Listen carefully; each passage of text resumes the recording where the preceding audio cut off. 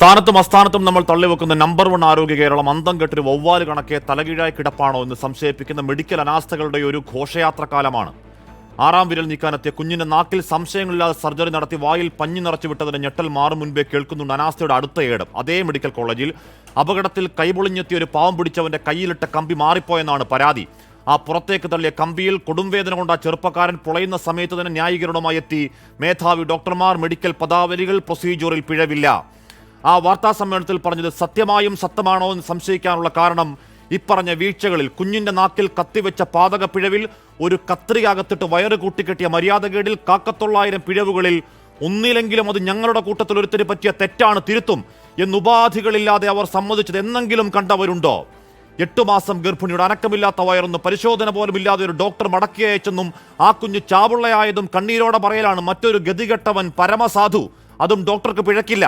വീഴ്ച പറ്റാത്ത മെഡിക്കൽ ദൈവങ്ങളുടെ ഒരു കാറ്റുകേറാക്കോട്ടയാണ് ആ സംഘബലത്തിന്റെ യൂണിയൻ തിണ്ണബലദാഷ്ട്യത്തിൽ മര്യാദകേടുകളെ ചേർത്ത് പിടിക്കുന്ന അധമത്വം അതേ മെഡിക്കൽ കോളേജിൽ കണ്ടതാണ് കേരളം. ഓപ്പറേഷൻ കഴിഞ്ഞ് പാതിമയക്കത്തിൽ ICUവിൽ കിടക്കുന്ന ഒരു സ്ത്രീരോഗിയെ കയറിപ്പിടിച്ചൊരുത്തനെ, ഒരു യൂണിയൻ നേതാവിനെ ആറ്റുനോറ്റുകാക്കാൻ നെറുകേടിന്റെ അങ്ങേയറ്റത്തെ ഒരു വൃത്തികെട്ട മാതൃക. ആ പെൺകുട്ടിയോട് നരകയാതന കണ്ട് സത്യം പറഞ്ഞൊരു ജീവനക്കാരിയെ വേട്ടയാടി യൂണിയൻ തമ്മാടിത്തങ്ങൾക്ക് കുടപിടിച്ച് ആ ബലാത്സംഗിക്ക് ഓശാനപാടി ആരോഗ്യവകുപ്പ് കേരളത്തിന്റെ നാണക്കേടാണ്. ആ അതിജീവിതയോട്, ഈ ഡോക്ടർമാരുടെ അനാസ്ഥയിൽ മറ്റന്നാൾ വീണ്ടും അഡ്മിറ്റാകാൻ കേരളത്തോട് കെഞ്ചിക്കൈ നീട്ടുന്ന ഹർഷീനയോട് ഈ സർക്കാർ കൂടെയുണ്ടെന്ന പെരുംകള്ളം ആവർത്തിക്കാതിരുന്നുകൂടെ ആരോഗ്യമന്ത്രി? ആ സംഘബലങ്ങളിൽ മുട്ടുവിറക്കുന്ന ഇച്ഛാശക്തിയില്ലായ്മയ്ക്ക്, കപ്പിത്താന് വാഴ്ത്തിപ്പാടിയാൽ എല്ലാമായെന്ന മൗഢ്യത്തിന് വേണം രാഷ്ട്രീയ ചികിത്സ. അടിയന്തര ശസ്ത്രക്രിയ വേണ്ടത് കുഞ്ഞിന്റെ നാക്കിനല്ല, ആരോഗ്യ വകുപ്പിന്റെ തലയ്ക്കാണ്. പ്രിയ പ്രേക്ഷകർക്ക് എൻകൗണ്ടറിലേക്ക് സ്വാഗതം.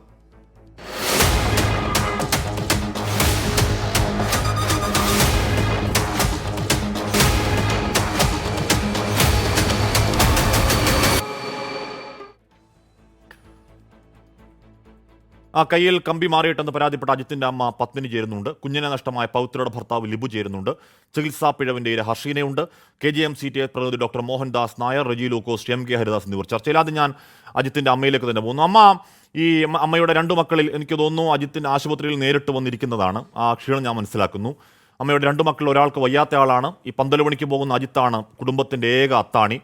രാവിലെ അമ്മ കണ്ണീരോടെ പറഞ്ഞ സംഭവങ്ങളൊക്കെ തെറ്റാണ്, അങ്ങനെയൊന്നുമില്ല, എല്ലാം ക്രമപ്രകാരം തന്നെയായിരുന്നു എന്നാണ് ഉച്ചയ്ക്ക് മെഡിക്കൽ കോളേജ് അസ്ഥിരോഗ വിഭാഗം ഡോക്ടർമാരുടെ വാർത്താ സമ്മേളനം.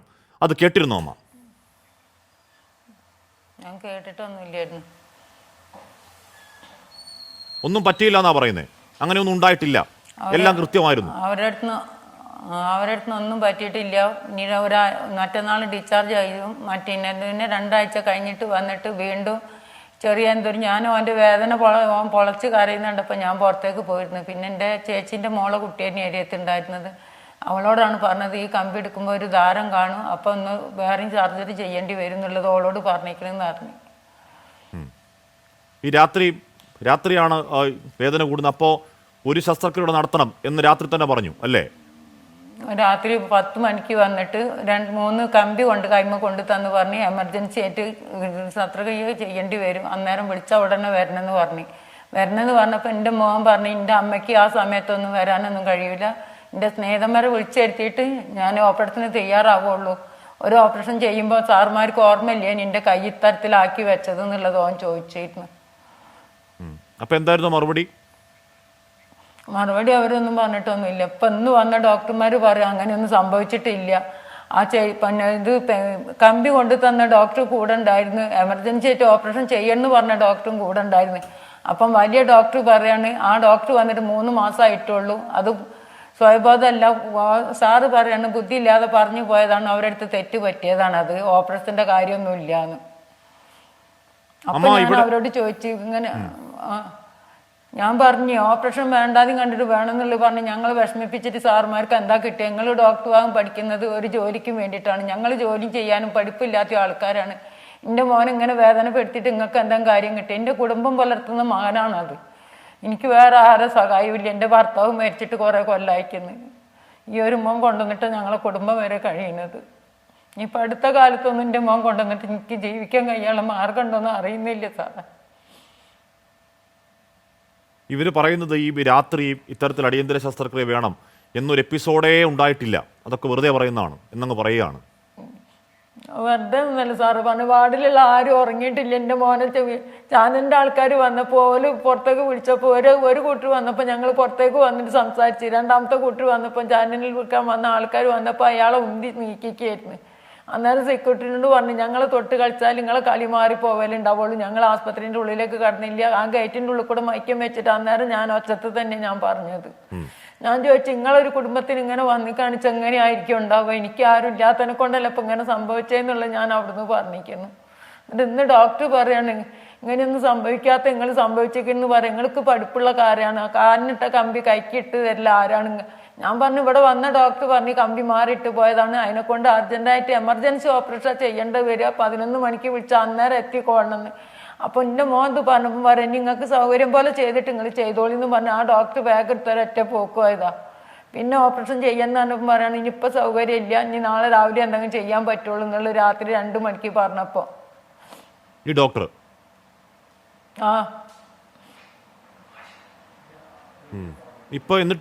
എന്നിട്ടിപ്പോ ശസ്ത്രക്രിയ നടന്നു. ഈ ഇപ്പൊ നടക്കണ്ട, ഇപ്പൊ കമ്പി മാറ്റിയിടേണ്ട ഓപ്പറേഷൻ നടന്നോ?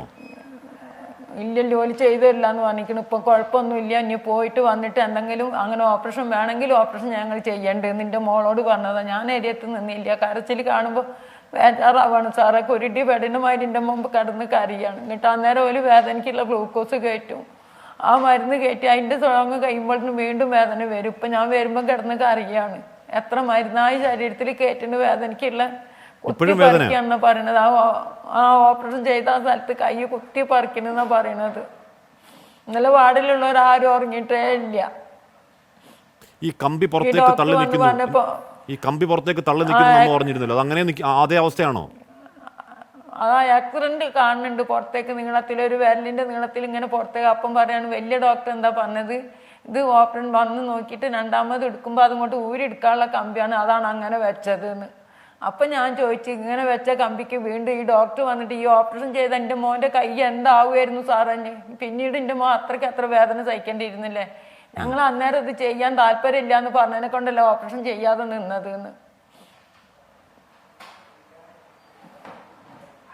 അപ്പോൾ ഇത് വാർത്തയായത്, ഇപ്പോൾ അമ്മ സംശയിക്കുന്നത് ഇത് വാർത്തയായതിൻ്റെ പേരിൽ ഡോക്ടർമാരെ ആരൊക്കെയോ കുറ്റപ്പെടുത്തുന്നതിൻ്റെ പേരിൽ അവർക്ക് പറ്റിയൊരു പിഴവിൽ മാറ്റി ചെയ്യേണ്ട ഒരു ശസ്ത്രക്രിയ ചെയ്യാതെ വേദന അനുഭവിപ്പിക്കുന്നു എന്നാണോ അമ്മയുടെ പരാതി? അതന്നെയാണ് എനിക്ക് തോന്നുന്നത് സാറേ. ഓനും പറയുന്നുണ്ട്, എനിക്ക് എന്തെങ്കിലും ചെയ്തിട്ട് ഇത് മാറ്റി ചെയ്യാൻ ചെയ്തിട്ട് എൻ്റെ കമ്പി കൈമിലുള്ള കമ്പി ഒന്ന് മാറ്റിയിട്ട് തന്നാൽ മതിയായിരുന്നു എന്ന് കുട്ടി പറയുന്നുണ്ട്.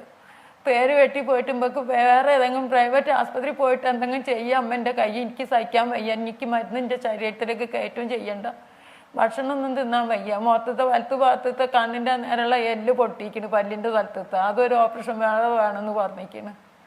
ഈ നെല്ലുത്തേൻ്റെ കഞ്ഞിയും പന്നും പാലും അല്ലാതെ വേറെ ഒന്നും എൻ്റെ മോൻ ഈ 9 ദിവസം കഴിച്ചിട്ടില്ല, ഞാനും കഴിച്ചിട്ടില്ല, ഓൻ കഴിക്കുന്നത് ഞാനും കഴിക്കലുള്ളൂ. എന്നാ ഒരു ആശുപത്രി പോകാനുള്ള പൈസ ഇല്ല അല്ലേ?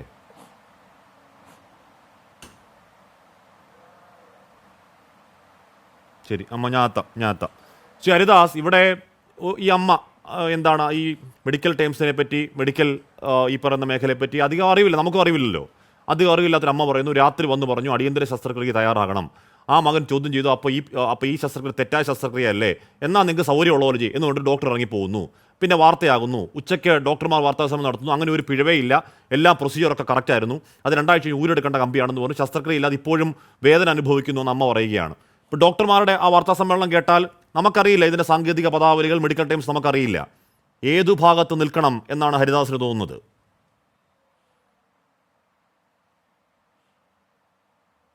അമ്പത്തിമൂന്ന് കൊല്ലം മുമ്പ് ഞാൻ 5ൽ പഠിക്കുമ്പോൾ ഒരു പാട്ട് പാടിയിട്ട് സ്റ്റേജിൽ സ്കൂളിൽ ഒരു പ്രോഗ്രാമിൽ അവതരിപ്പിച്ചൊരു പാട്ടുണ്ട് കാശ്മീർ. ആതുരശാലകൾ ഈ വിധമായാൽ സാധുജനങ്ങൾക്ക് എന്തു വഴി, പെരും വ്യാകുലമല്ലാതെ എന്തു വഴി.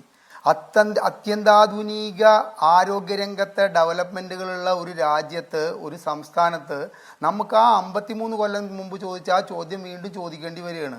ആതുരശാലകൾ ഈ വിധമായാൽ സാധുജനങ്ങൾക്ക് എന്തു വഴി. സ്വകാര്യ ആശുപത്രികൾ അറവുശാലകൾ പോലെ സാധാരണക്കാരെ ചികിത്സാ ചെലവിൽ കൊല്ലുന്നത് കൊണ്ടാണ് ഈ പാവപ്പെട്ട അമ്മയും മോനും ഈ സർക്കാർ മെഡിക്കൽ കോളേജിലേക്ക് ചികിത്സയ്ക്ക് പോയത് എന്നുള്ളൊരു ദയനീയാവസ്ഥ ആ സ്ത്രീ പൊട്ടിക്കരഞ്ഞുകൊണ്ട് പറയുന്നത് കേട്ടില്ല. അതിൻ്റെ തൊണ്ടയിടറിയിട്ടാണ് അവർ സംസാരിക്കുന്നത്. അപ്പോൾ സാധാരണക്കാരായ ജനങ്ങൾ ഇത്തരത്തിലുള്ള ചികിത്സയ്ക്ക് വേണ്ടിയിട്ട് സർക്കാർ മെഡിക്കൽ കോളേജുകളിലേക്ക് പോയിട്ട് അവർക്ക് ഇത്തരത്തിലുള്ള ദുരനുഭവം ഉണ്ടാവുമ്പോൾ അതിനെ ഡോക്ടർമാർക്ക് അവർക്ക് സംഘടന ഉണ്ട് ഹാഷ്മി. ഈ അമ്മയ്ക്കും മകനും അല്ലെങ്കിൽ എനിക്കും ഹാഷ്മിക്കും സംഘടന ഇല്ല, നികുതിദായകർക്ക് സംഘടന ഇല്ലല്ലോ. മാത്രവുമല്ല ഈ ഡോക്ടർമാർ പറയുന്നതാണ് ശരി എന്നുള്ളത് നാളെ വരുത്തി തീർക്കാൻ സാധിക്കും. കാരണം എന്താണെന്നറിയോ, കേരളം ഭരിക്കുന്നത് കമ്മ്യൂണിസ്റ്റ് സർക്കാരാണ്. അവിടെ പാവപ്പെട്ടവന്റെ വാക്കുകൾക്ക് എന്ത് വിലയാണുള്ളത്? ഞാൻ ഒരു കാര്യമുണ്ട്, എൻ്റെ ഭാര്യയ്ക്ക് കാലൊടിഞ്ഞിട്ട് ഈ റോഡ് ഇട്ടിട്ടുള്ള ഓപ്പറേഷൻ ചെയ്തിട്ട് അത് നേരിട്ട് കണ്ടിട്ടുള്ള ആളാണ്. ഒരു വിരൽ കമ്പി പുറത്തേക്ക് നിന്ന് അത് ഊരിയെടുക്കാനുള്ള എളുപ്പത്തിന് പുറത്തേക്ക് നിർത്തിയിരിക്കുകയാണെന്നുള്ള വാർത്തകളൊക്കെ ഞാൻ ഒരുപാട് എൻ്റെ ഓഫീസിൽ ഇരുന്നിട്ടാണ് ഞാൻ ഈ ചർച്ചയിൽ പങ്കെടുക്കുന്നത്. ഇത്തരം പുസ്തകങ്ങൾ, ആരോഗ്യരംഗത്തെക്കുറിച്ചുള്ള പുസ്തകങ്ങൾ അന്നന്ന് വായിക്കുന്നതാണ്. ഇതിലൊന്നും MBBS പഠിച്ചിട്ടൊന്നുമല്ല. ഇത്തരത്തിലൊരു കമ്പി പുറത്തേക്ക് നിർത്തിയിട്ടാണ് ഈ ഓപ്പറേഷൻ ചെയ്യേണ്ടത്, അത് നാളേക്ക് ഊരിയെടുക്കാനുള്ള സൗകര്യത്തിനാണെന്ന് ഈ പാവപ്പെട്ട അമ്മയോടും മകനോടും പറയേണ്ടത് ഇന്നലയിലേക്ക് കേരളത്തിലെ ഡോക്ടർമാരുടെ ധാർമ്മികമായി അവർ അധപ്പതിച്ചുവെങ്കിൽ അത് അങ്ങേയറ്റം മോശമായിട്ടുള്ള ഒരു കാര്യമാണ് ആഷ്മി. ഇത്തരത്തിലുള്ള കാര്യങ്ങൾ ചർച്ച ചെയ്യുമ്പോൾ അത് കമ്മ്യൂണിസ്റ്റ് വിരുദ്ധതയാണ്, ഇടതുപക്ഷ ജനാധിപത്യ മുന്നണി സർക്കാരിനെ അപകീർത്തിപ്പെടുത്താനാണ് എന്ന് പറഞ്ഞുകൊണ്ട് വിഷയത്തെ ലഘൂകരിക്കാൻ ശ്രമിക്കുന്നത് അങ്ങേയറ്റം അപച്യുതിയാണ്. ഇത്തരം പ്രശ്നങ്ങൾ ചർച്ച ചെയ്യുക വഴി, ഞാൻ ഇതിനു മുമ്പ് 2 ദിവസം മുമ്പ് ഒരു ചർച്ചയിൽ പങ്കെടുത്തപ്പോൾ അവിടെയും KGMOയുടെ ഒരു പ്രതിനിധി പങ്കെടുത്തിട്ടുണ്ടായിരുന്നു.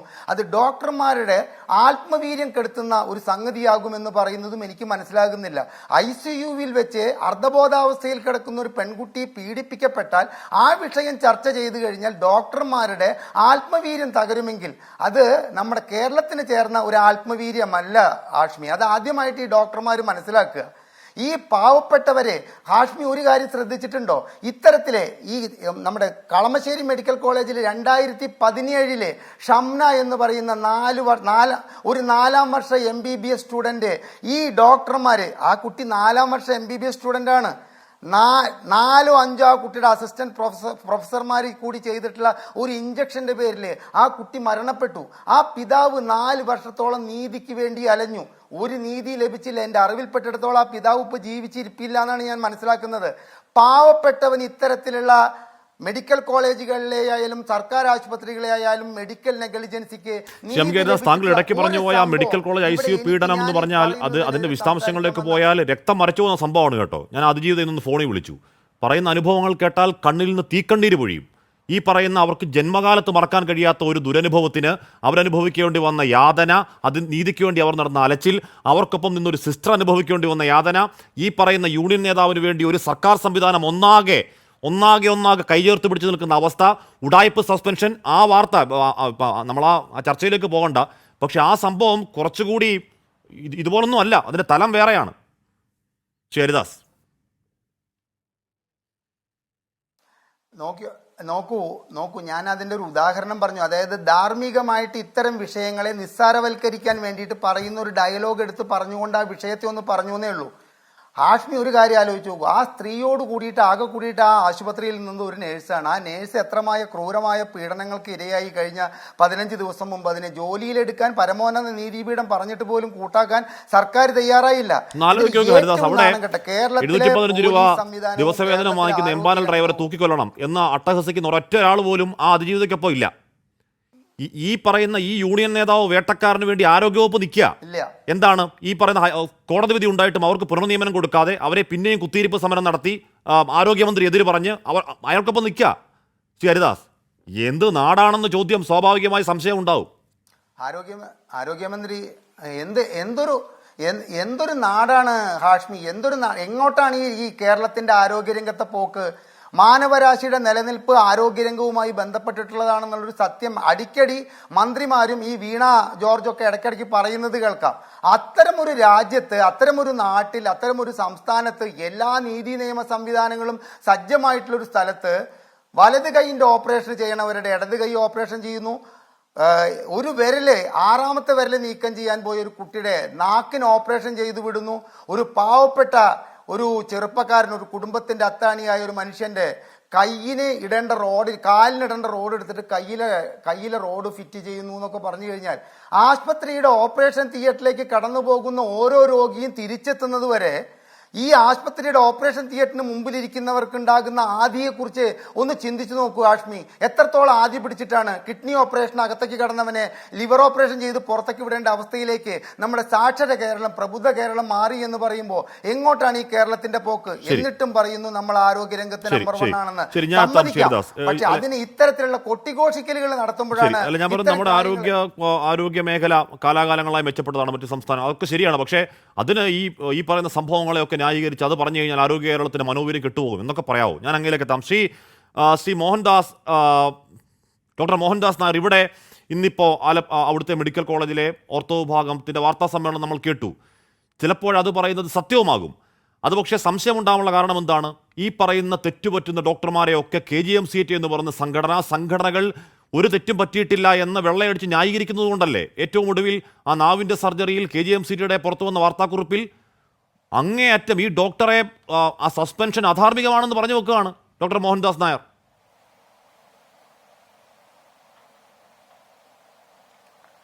ശ്രീ MK ഹരിദാസ് ഇപ്പോഴിവിടെ സൂചിപ്പിച്ചു, കിഡ്നി ഓപ്പറേഷന് പോയ രോഗിയുടെ ലിവർ ഓപ്പറേഷൻ ചെയ്യുന്ന രീതിയിലാണ് കാര്യങ്ങൾ നടക്കുന്നതെന്ന്. സത്യം പറഞ്ഞാൽ അവയവം മാറി ശസ്ത്രക്രിയ എന്ന രീതിയിൽ മീഡിയയിൽ വാർത്തകൾ കണ്ടപ്പോൾ ഞാനും അത്തരമൊരു സംഭവം തന്നെയാണ് പ്രതീക്ഷിച്ചത്. എന്നാൽ സംഭവത്തിൻ്റെ വിശദാംശങ്ങൾ അറിഞ്ഞത് ഈ മാറി ചെയ്തു എന്ന് പറയുന്ന ശസ്ത്രക്രിയ പിന്നീട് കണ്ടു നാക്ക് അറുത്തു എന്നുള്ള രീതിയിൽ നാവിൻ്റെ അടിയിലുള്ള ഒരു കെട്ട്, അതായത് ടങ്ങിൻ്റെ അടിയിലുള്ള ഫ്രണ്ടിലും എന്നുള്ളൊരു ഭാഗം ജസ്റ്റ് ഒന്ന് വിടുവിച്ചു കൊടുത്തു എന്നുള്ള ഒരു സർജറിയാണ്. അതിനെ ഇത്രയേറെ പെരുപ്പിച്ച് കാണിച്ചത് കൊണ്ടാണ് ഒരുപക്ഷെ ഇപ്പോൾ പത്മിനി എന്ന് പറയുന്ന ഈ അമ്മ ഇവിടെ അവർക്ക് ഈ നമുക്കറിയാലോ ഈ ഡോക്ടറും രോഗികളും തമ്മിലുള്ള ഒരു പരസ്പര വിശ്വാസം നമുക്ക് ഒരു ചികിത്സയിൽ വളരെ പ്രധാനമാണ്. ഇത്തരം വാർത്തകൾ കൂടുതലായിട്ട് കേൾക്കുമ്പോൾ ആ പരസ്പര വിശ്വാസം നഷ്ടപ്പെട്ടു. അതുകൊണ്ടാണ് അവർക്ക് ചില കാര്യങ്ങൾ കേൾക്കുമ്പോൾ ഇത് തെറ്റായ ചികിത്സയാണ് ഇവിടെ നടക്കുന്നതെന്നുള്ള തോന്നലുണ്ടാകുന്നത്. 100% ഉറപ്പാണ് പത്മിനിയുടെ മകന് അജിത്തിന് ശരിയായ രീതിയിലുള്ള ചികിത്സ തന്നെയാണ് ലഭിച്ചിരിക്കുന്നത് എന്നുള്ളത്. അത് ഇവിടെ പറഞ്ഞു ഈ കമ്പി പുറത്ത് കാണുന്നതൊക്കെ അത് നമുക്ക് അന്വേഷിക്കാമല്ലോ. ഈ ഇത്തരത്തിലുള്ള സർജറിയിൽ 2-3 ആഴ്ച കഴിയുമ്പം എടുത്തു മാറ്റേണ്ട ഒരു കമ്പി മുഴുവനായിട്ടും കൈക്ക് അകത്ത് ഉള്ള രീതിയിൽ ഇട്ട് കഴിഞ്ഞാൽ അത് എടുത്തു മാറ്റാൻ വീണ്ടും ഒരു ഓപ്പറേഷൻ ചെയ്യണ്ടേ? അത് പുറത്തേക്ക് തള്ളി നിൽക്കുകയാണെങ്കിൽ എടുത്തു മാറ്റാൻ എളുപ്പമല്ലേ? അതൊക്കെ ആലോചിച്ചാൽ നമുക്ക് മനസ്സിലാവുന്ന കാര്യമല്ലേ? അത് ഇനി അല്ല സംശയം ഉണ്ടെങ്കിൽ അതിൻ്റെ വിദഗ്ധരോട് അന്വേഷിക്കാമല്ലോ. ഈ ഒരു വാർത്ത മാധ്യമങ്ങൾ പുറത്തു വിടുമ്പോൾ ഏതെങ്കിലും ഒരു ഡോക്ടറോട് ഇതിനെപ്പറ്റി ഒരു അഭിപ്രായം ചോദിച്ചിട്ടാണോ പുറത്തുവിട്ടത്? ഡോക്ടർ മോഹൻദാസ് നായർ അപ്പോഴും ഡോക്ടർ മോഹൻദാസ് നായർ ഇതേ വാർത്താ സമ്മേളനത്തിൽ എന്തിനാണ് ഈ രാത്രി അടിയന്തര സർജറിക്ക് തയ്യാറാവണം എന്ന ചോദ്യവും അപ്പൊ ഈ സർജറി തെറ്റായിരുന്നോ എന്ന മകൻ അജിത്തിന്റെ മറുചോദ്യവും എന്നാൽ നിങ്ങൾക്ക് സൗകര്യം ഉള്ളപ്പോൾ ചെയ്യും എന്ന ധാർഷ്ട്യവും ചോദ്യത്തിന് അങ്ങനെ ഉണ്ടായിട്ടേ ഇല്ല എന്നാണ് പറയുന്ന ഡോക്ടർമാരുടെ സംഘടന അല്ലെങ്കിൽ ഡോക്ടർമാർ. അങ്ങനെ ഉണ്ട് എന്ന് PV പത്മനി എന്തിന് കള്ളം പറയണമെന്നാണ് ഡോക്ടർ മോഹൻദാസ് നായരുടെ ഒരു തോന്നൽ. അങ്ങനെ ഉണ്ടായിട്ടില്ല എന്ന് ഡോക്ടർമാരുടെ സംഘടന പറഞ്ഞു എന്ന് ഞാൻ മനസ്സിലാക്കിയിട്ടില്ല. അതായത് സംഭവിച്ചത് എന്താണെന്ന് വെച്ചാൽ നമുക്കറിയാമല്ലോ, ഒരു മെഡിക്കൽ കോളേജ് എന്ന് പറഞ്ഞാൽ അതൊരു അടിസ്ഥാനപരമായിട്ട് ഒരു വിദ്യാഭ്യാസ സ്ഥാപനമാണ്. അവിടെ ഫാക്കൽറ്റി കൂടാതെ പോസ്റ്റ് ഗ്രാജുവേറ്റ് സ്റ്റുഡൻസ് ഉണ്ട്. നമ്മുടെ ഒരു പ്രധാനപ്പെട്ട വർക്ക് ഫോഴ്സ് എന്ന് പറയുന്നത് പോസ്റ്റ് ഗ്രാജുവേറ്റ് സ്റ്റുഡൻസ് ആണ്. അതിൽ പെടുന്ന ഒരു പോസ്റ്റ് ഗ്രാജുവേറ്റ് സ്റ്റുഡൻ്റ് ആണ് ഇവരോട് സംസാരിച്ചത്. അപ്പോൾ ഓപ്പറേഷൻ കഴിഞ്ഞതിന് ശേഷം ചെക്ക് എക്സ്റേ എടുത്തു. ചെക്ക് എക്സ്റേ എടുത്ത പോസ്റ്റ് ഗ്രാജുവേറ്റ് സ്റ്റുഡൻറ്റിന് ആ ഓപ്പറേഷൻ്റെ ബോണുകൾ തമ്മിലുള്ള അലൈൻമെൻറ്റ് കുറച്ചുകൂടെ മെച്ചപ്പെടാനുണ്ടോ എന്നുള്ളൊരു സംശയം തോന്നി. അത് ആണ് ഈ രോഗിയുമായിട്ട് അദ്ദേഹം പങ്കുവെച്ചത്. ഒരു പക്ഷേ ഇത് വീണ്ടും ഒരു ഓപ്പറേഷൻ്റെ കൂടെ ആവശ്യം ഉണ്ടാകുമെന്നുള്ള രീതിയിൽ അദ്ദേഹം പറഞ്ഞു എന്നാണ് ഞാൻ മനസ്സിലാക്കുന്നത്. എന്നാൽ അത് കൺസൾട്ടൻ്റ്, അതായത് സീനിയർ ഫാക്കൽറ്റി ആയിട്ട് സംസാരിച്ചപ്പോൾ അതിൻ്റെ ആവശ്യമില്ല എന്നുള്ള ഒരു തീരുമാനത്തിലാണ് എത്തിയത്. ഇങ്ങനെയുള്ള ഒരു കാര്യം സാധാരണ മെഡിക്കൽ കോളേജുകളിൽ നടക്കുന്നതാണ്. ഇങ്ങനെയുള്ള ചർച്ചകളും ഒരാളുടെ നിഗമനങ്ങൾ ഒരുപക്ഷെ തെറ്റായിരിക്കാം എന്നുള്ള തീരുമാനങ്ങളൊക്കെ സാധാരണ നടക്കുന്നതാണ്. എന്നാൽ കഴിഞ്ഞ ഏതാനും ദിവസങ്ങളായി മെഡിക്കൽ കോളേജിൽ നടക്കുന്നത് അപ്പടി തെറ്റായ കാര്യങ്ങളാണ്. മോഹൻദാസ് നായർ, താങ്കൾ പറയുകയാണ് ഇവിടെ ആ കുട്ടിയുടെ നാവിന്റെ സർജറി ഒരു മൈന്യൂട്ടായിട്ട് സർജറിയാണ്, അതങ്ങ് ചെയ്തു വെച്ചതാണ്, എന്താണ് പെരുപ്പിച്ച്. സാർ, ഇത് 4 വയസ്സുള്ള ഒരു കുഞ്ഞാണ്. അങ്ങേക്കറിയാം ചട്ടപ്രകാരം കൺസെന്റ് ഇല്ലാതെ സർജറി നടത്താൻ കഴിയില്ല എന്ന് അങ്ങയുടെ സംഘടനയ്ക്ക് വളരെ ഭംഗിയെ വളരെ വ്യക്തമായി അറിയാം. അവിടെ ഡോക്ടർക്കുണ്ടായതൊരു പിഴവാണ്. ഇനി ആ കുട്ടിക്ക് നാവിന് സർജറി അനിവാര്യമാണെങ്കിൽ ആ വീട്ടുകാരോട് പറഞ്ഞ് ആ വീട്ടുകാരുടെ കൺസെൻറ്റ് വാങ്ങിയാണ് ചെയ്യേണ്ടത്, അല്ലേ? ഇത് 4 വയസ്സുള്ള ഒരു കുഞ്ഞിന് കേവല മണിക്കൂറുകളിൽ 2 സർജറിയാണ്. ഒന്ന് 6-ാം വിരലിൻ്റെ സർജറി, ഒന്ന് നാവിൻ്റെ സർജറി. അത് പിഴവല്ലേ സർ? ആ പിഴവിനെ ഉപാധികളില്ലാതെ തെറ്റാണെന്ന് പറഞ്ഞാൽ ഡോക്ടർമാർ പറയുന്ന മറ്റു ഭാഗങ്ങളിൽ ജനം മുഖവിലക്കെടുക്കും. അല്ലെങ്കിൽ നിങ്ങൾ ഇക്കാലം അത്രയും ന്യായീകരിച്ച ന്യായീകരണങ്ങളുടെ കൂട്ടത്തിൽ ന്യായീകരണം എന്നല്ലേ കരുതൂ. അതിന് പൊതുജനത്തെ കുറ്റം പറയാൻ പറ്റുമോ? വിശ്വാസനഷ്ടത്തിന് പൊതുജനത്തെ കുറ്റം പറയാൻ പറ്റുമോ ഡോക്ടറെ?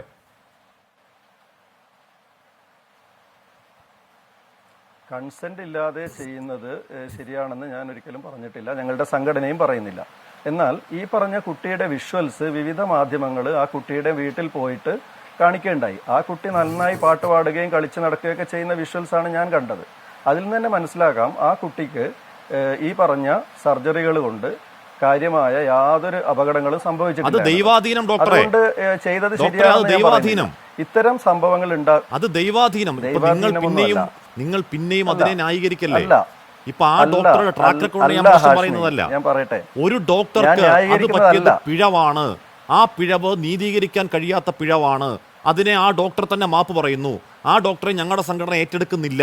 അതിനെ തിരുത്തിന് അല്ലെങ്കിൽ അത്തരം തെറ്റുപറ്റുന്നവർക്കൊപ്പം ഈ സംഘടന ഉണ്ടാവില്ല എന്നതല്ലേ പുറത്തേക്ക് വരേണ്ട സന്ദേശം? അവരെ പൊതിഞ്ഞു പിടിക്കേണ്ട കാര്യം എന്താണ് നിങ്ങളുടെ സംഘടനയ്ക്ക്? ഡോക്ടർ മോഹൻദാസ് നായർ, തീർച്ചയായും അങ്ങനെയല്ല സംഭവിക്കേണ്ടത് ഹാഷ്മി. ഏതൊരു മെഡിക്കൽ സിസ്റ്റത്തിലും ധാരാളം തെറ്റുകൾ സംഭവിക്കാറുണ്ട്. ഇവിടെ മാത്രമല്ല, നമ്മൾ ഇതിനേക്കാളും ഏറ്റവും മികച്ച രീതിയിൽ നടക്കുന്ന രാജ്യങ്ങളിൽ പോലും ധാരാളം തെറ്റുകൾ സംഭവിക്കാറുണ്ട്. അവിടെയൊക്കെ നടക്കുന്നത് എന്താണ്? ആ തെറ്റുകൾ വളരെ സ്വതന്ത്രമായിട്ട് റിപ്പോർട്ട് ചെയ്യാൻ ആ രാജ്യങ്ങളിലെ ഡോക്ടർമാർക്ക് സാധിക്കും. കാരണം അവിടെ നടക്കുന്നത് അതിൻ്റെ ബ്ലെയിം ഏതെങ്കിലും ഒരു ഡോക്ടറുടെയോ അല്ലെങ്കിൽ ഒരു ജീവനക്കാരൻ്റെയോ തലയിൽ കെട്ടിവെക്കുക എന്നുള്ളതല്ല. അവരതിൻ്റെ റൂട്ട് കോസ് അനാലിസിസ്, എന്താണ് ഇതിൻ്റെ കൃത്യമായ കാരണം, ഇങ്ങനെ സംഭവിക്കാനുള്ള കാരണം എന്താണ്, അതെങ്ങനെയാണ് നമുക്ക് ഇനി അങ്ങോട്ട് ആവർത്തിക്കാതിരിക്കാൻ എന്തൊക്കെയാണ് ശ്രദ്ധിക്കാൻ പറ്റുക, അത്തരത്തിലുള്ള ഒരു അനാലിസിസ് നടത്തി കറക്റ്റീവ് സ്റ്റെപ്സ് എടുക്കുക എന്നുള്ളതാണ് ശരിയായ ആരോഗ്യ സംവിധാനങ്ങളുള്ള സ്ഥലത്തൊക്കെ നടക്കുന്നത്. എന്നാൽ ഇവിടെ എന്താണ്? ഇവിടെ എത്രയും പെട്ടെന്ന് അത് ഏതെങ്കിലും ഒരു വ്യക്തിയുടെ തലയിൽ കെട്ടിവെച്ച് അയാളെ സസ്പെൻഡ് ചെയ്യിച്ചാൽ എല്ലാം ശരിയായി എന്നുള്ളതാണ്. ഡോക്ടറെ നോക്കൂ, എന്നാൽ ശസ്ത്രക്രിയയ്ക്ക് ശേഷം 6-ാം വിരലിന്റെ ശസ്ത്രക്രിയ ഇപ്പോൾ തന്നെ വേണമെന്ന് മാതാപിതാക്കൾ ആവശ്യപ്പെട്ടാൽ അതും അപ്പോൾ തന്നെ ചെയ്തു. നാക്കിന്റെ താഴെ പാട പോലെ കാണുന്ന ടങ് ടൈ നാക്കിലെ കെട്ടാണ്. ഇതാണ് ശസ്ത്രക്രിയ ചെയ്ത് നീക്കിയത്. ഇത് ശസ്ത്രക്രിയയ്ക്ക് ശേഷം കുട്ടികളുടെ മാതാപിതാക്കളെ പറഞ്ഞ് മനസ്സിലാക്കുകയും ചെയ്തു. കുട്ടികളുടെ മാതാപിതാക്കൾക്ക് ആ കേസില്ല. കുട്ടികളുടെ മാതാപിതാക്കൾ പറയുന്നു കുട്ടി അതുവരെ ഒരു കുഴപ്പമില്ല സംസാരിക്കുന്നു. കുട്ടികളുടെ മാതാപിതാക്കൾക്കല്ലേ അതിനേക്കാൾ നന്നായി അറിയുക. അല്ലെങ്കിൽ ടങ് ടൈ ഉണ്ടെങ്കിൽ മാതാപിതാക്കൾ അങ്ങോട്ടേക്ക് പറയില്ലേ ഇത് ചെയ്യണം അല്ലെങ്കിൽ പിന്നീട് ഇത് ചെയ്യണം. ഇത് പറ്റിയ ഒരു പിഴവാണ്. അത് വേണോ വേണ്ടയോ എന്നുള്ളത് രണ്ടാമത്തെ കാര്യം. പറ്റിയതൊരു പിഴവാണ് എന്ന് കൃത്യമായി നിങ്ങൾക്ക് പറയാൻ കഴിയാത്തത് കൊണ്ടല്ലേ ഇന്ന് നടത്തിയ വാർത്താ സമ്മേളനം പോലും ഒരു സംശയത്തിന്റെ നിഴലിൽ ഒരുപക്ഷെ പൊതുജനത്തിന് കാണേണ്ടി വരിക.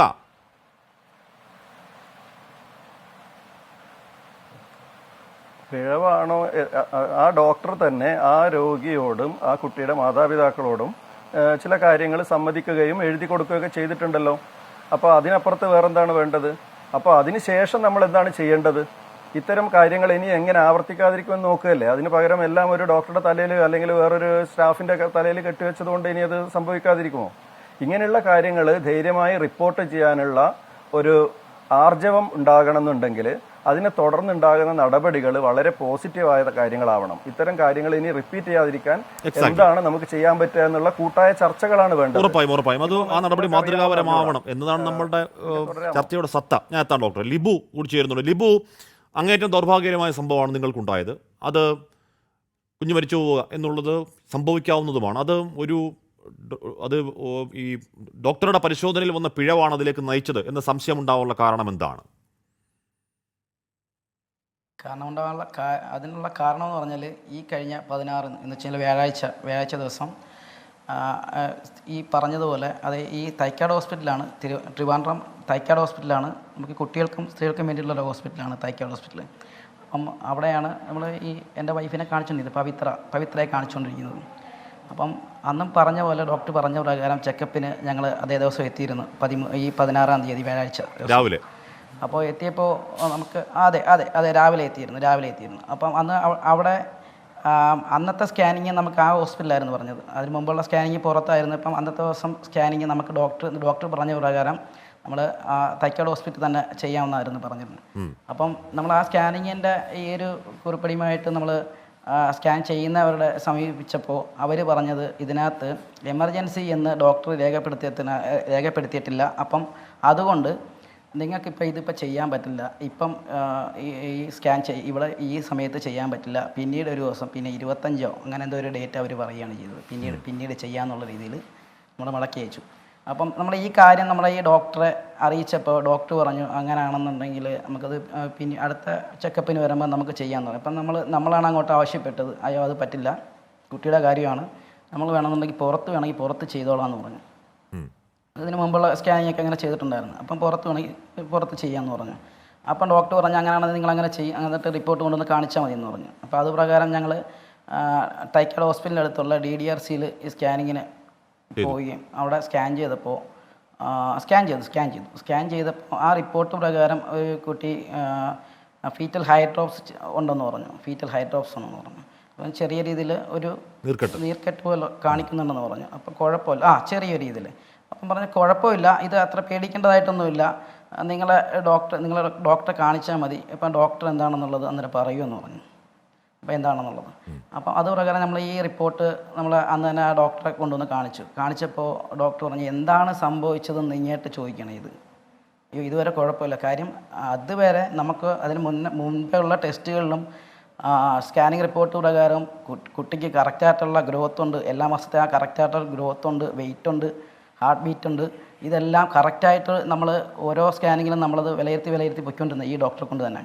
അപ്പോൾ പെട്ടെന്ന് ഇതെന്താണ് സംഭവിച്ചെന്നുള്ളത് ഡോക്ടർ നമ്മളത് ഇങ്ങോട്ടാണ് ചോദിക്കുന്നത്. ഞങ്ങൾ ചോദിക്കുന്ന ചോദ്യം ഇങ്ങോട്ടാണ്. അപ്പം നമ്മൾ ചോദിച്ചത് ഡോക്ടറെ ഇതെന്താണെന്ന് ഡോക്ടറല്ലേ പറയേണ്ടത്. അപ്പം എന്നിട്ട് നിങ്ങൾ മടങ്ങിയായപ്പോൾ 16-ാം തീയതി രാത്രി ആകുമ്പോഴത്തേക്കാണ് ഈ പറഞ്ഞ കുഞ്ഞിന് അനക്കം എന്തോ പ്രശ്നമുണ്ടെന്ന് നിങ്ങൾക്ക് തോന്നുന്നു അല്ലേ? പിന്നെ വീണ്ടും ആശുപത്രിയിലേക്ക് പോകുന്നു. അതെ. അപ്പം നമുക്കിങ്ങനെ ഒരു 11 മണിയൊക്കെ ആയപ്പോഴത്തേക്ക് ഇതുപോലെ കുട്ടിയുടെ അമ്മയ്ക്ക് ഹലോ കേൾക്കുന്നുണ്ട്? കേൾക്കാം പറഞ്ഞോളൂ. കേൾക്കുന്നുണ്ട്. അപ്പം കുട്ടി ഇതുപോലെ അമ്മയ്ക്ക് ഇതുപോലെ കുട്ടിക്ക് അതുവരെ നല്ല അനക്കമൊക്കെ ഉണ്ടായിരുന്നു, എപ്പോഴും ആക്റ്റീവായിട്ടൊരു കുഞ്ഞായിരുന്നു. അപ്പം എപ്പോഴും അനങ്ങിക്കൊണ്ടിരുന്ന കുഞ്ഞ് പെട്ടെന്ന് ഈ അനക്കം ഇല്ലാത്തൊരവസ്ഥ വന്നപ്പോൾ നമ്മളോട് പറഞ്ഞു. അപ്പം അങ്ങനെ ഒരു ഇത് വന്നപ്പോഴത്തേക്ക് നമ്മൾ സ്വാഭാവികമായിട്ടും ചെയ്യുന്ന രീതിയിൽ നമ്മൾ ഡോക്ടറെ എപ്പം വേണമെങ്കിലും വിളിച്ചാൽ മതി എന്ന് പറഞ്ഞിട്ടുണ്ടായിരുന്നു. അപ്പം ഡോക്ടറെ നമ്പർ തന്നിട്ടുണ്ടായിരുന്നു. ഡോക്ടറെ നമ്പറിൽ വിളിച്ചപ്പോൾ ഡോക്ടർ അപ്പോൾ കോൾ അറ്റൻഡ് ചെയ്തില്ലെന്ന് മാത്രമല്ല, രണ്ടാമത് വിളിച്ചപ്പം കോൾ കട്ട് ചെയ്ത് വിടുകയാണ് ചെയ്തത്. 11 മണിക്ക് ശേഷം ആയതുകൊണ്ടായിരിക്കാം, ചിലപ്പോൾ അവർ ഉറങ്ങിയത് അതെനിക്കറിയത്തില്ല എന്താണെന്ന് സംഭവം. അപ്പം നമ്മളവിടെ ടൈം ഒട്ടും വേസ്റ്റ് ചെയ്യാതെ കാറും എടുത്ത് നമ്മൾ ഒരു സിസേറിയനായിരുന്നു പറഞ്ഞിരുന്നത്. ഇപ്പോൾ ഈ ജൂൺ മാസം 4-ാം തീയതി സിസേറിയനായിരുന്നു ഈ ഡോക്ടർ പറഞ്ഞിരുന്നത്. സിസേറിയൻ ചെയ്യാമെന്നാണ് പറഞ്ഞത്. ഇപ്പം പൂർണ്ണ ഗർഭിണിയാണ്. അപ്പം നമ്മൾ വേറെ ഒന്നും നോക്കാതെ നമുക്ക് ഈ അനക്കമില്ലാത്തൊരവസ്ഥയാണല്ലോ. അപ്പം നമ്മൾ പെട്ടെന്ന് കാറും എടുത്ത് നേരെ ഇനി സിസേറിയൻ ചെയ്യുകയാണെങ്കിൽ അതിനുള്ള ഒരു ഒരുക്കത്തോടു കൂടിയാണ് നമ്മൾ ഈ ഹോസ്പിറ്റലിലേക്ക് എത്തുന്നത്, തൈക്കാട് ഹോസ്പിറ്റലിലേക്ക് എത്തുന്നത്. ഹോസ്പിറ്റലിലെത്തി അവിടെ കാഷ്വാലിറ്റിയിൽ നമ്മൾ അന്നേരം ആ സമയത്തുണ്ടായിരുന്ന ഡ്യൂട്ടി ഡോക്ടർമാർ 2 പേരുണ്ടായിരുന്നു. അവരെ കാണിച്ചപ്പോൾ അവർ വളരെ നിസ്സാരമായിട്ടാണ് പരിശോധിച്ചിട്ട് അവർ പറഞ്ഞത് ഇതിപ്പം കുഴപ്പമൊന്നുമില്ല, കുട്ടി ഉറങ്ങുകയായിരിക്കും, നിങ്ങൾക്ക് നേരത്തെ ഒരു കുട്ടി ഉള്ളതല്ലേ, അപ്പം നിങ്ങൾക്കറിയത്തില്ല, മുമ്പ് പ്രസവിച്ചിട്ടുള്ളതല്ലേ, അപ്പം നിങ്ങൾക്കറിയില്ലേ അത് കുട്ടി ഉറങ്ങിയാണെങ്കിൽ എങ്ങനെയാണ് അനങ്ങുന്നത്, ഇപ്പം പരിശോധനയിൽ കുഴപ്പമൊന്നുമില്ലെന്ന് ഉള്ള രീതിയിൽ വളരെ നിസ്സാരമായിട്ട് പറയും. അപ്പം ഈ ഒരു കാര്യം നമ്മൾ ഈ സ്കാനിങ്ങിൽ കണ്ടൊരു ചെറിയൊരു ഇതുപോലൊരു ഹൈഡ്രോപ്സിൻ്റെ കാര്യം നമ്മൾ അന്നേരം അവിടെ പറഞ്ഞിരുന്നു, വൈഫ് പറഞ്ഞിരുന്നു, ഇന്നത്തെ സ്കാൻ ചെയ്തപ്പോൾ ഇങ്ങനൊരു ചെറിയൊരു രീതിയിൽ കാണിച്ചായിരുന്നു. അപ്പം അതുകൊണ്ട് നമുക്കൊരു ചെറിയ പേടിയുണ്ട്. അപ്പോൾ അവർ പറഞ്ഞു അത് കുഴപ്പമൊന്നുമില്ല, വേറെ പ്രശ്നങ്ങളൊന്നുമില്ല, നിങ്ങൾ പൊയ്ക്കോ, കുഞ്ഞുറങ്ങുകയാണ്, നിങ്ങളെന്തിനാണ് ഇങ്ങനെ പേടിക്കുന്നത്, കുഞ്ഞുറങ്ങാൻ നിങ്ങൾ സമ്മതിക്കത്തില്ല എന്ന് പറഞ്ഞുകൊണ്ട് ഒരു തമാശ, ഒരു പരിഹാസ രൂപേണയാണ് സംസാരിച്ചത്. അപ്പം നമ്മളൊരു ഡോക്ടർ ഇത്ര സിമ്പിളായിട്ട് പറയുമ്പം സ്വാഭാവികമായിട്ടും നേരത്തെ ഡോക്ടർ മോഹൻദാസ് പറഞ്ഞിരുന്നു ഡോക്ടറിനോടുള്ളൊരു വിശ്വാസം, ആ വിശ്വാസം തന്നെയാണ് നമ്മളവിടെ കാണിച്ചത്. നമ്മൾ ഡോക്ടർമാർ പറയുമ്പോൾ നമ്മൾ അതിൽ കൂടുതൽ വേറെ ഒന്നും ആലോചിക്കേണ്ട കാര്യമില്ല. അപ്പം നമ്മൾ ആ ധൈര്യത്തോടെ തിരിച്ചു പോയാണ് ഉണ്ടായത്. പിറ്റേ ദിവസം 2ാമത് സ്കാൻ ചെയ്യാൻ നമ്മുടെ ഡോക്ടർ പറഞ്ഞിരുന്നു.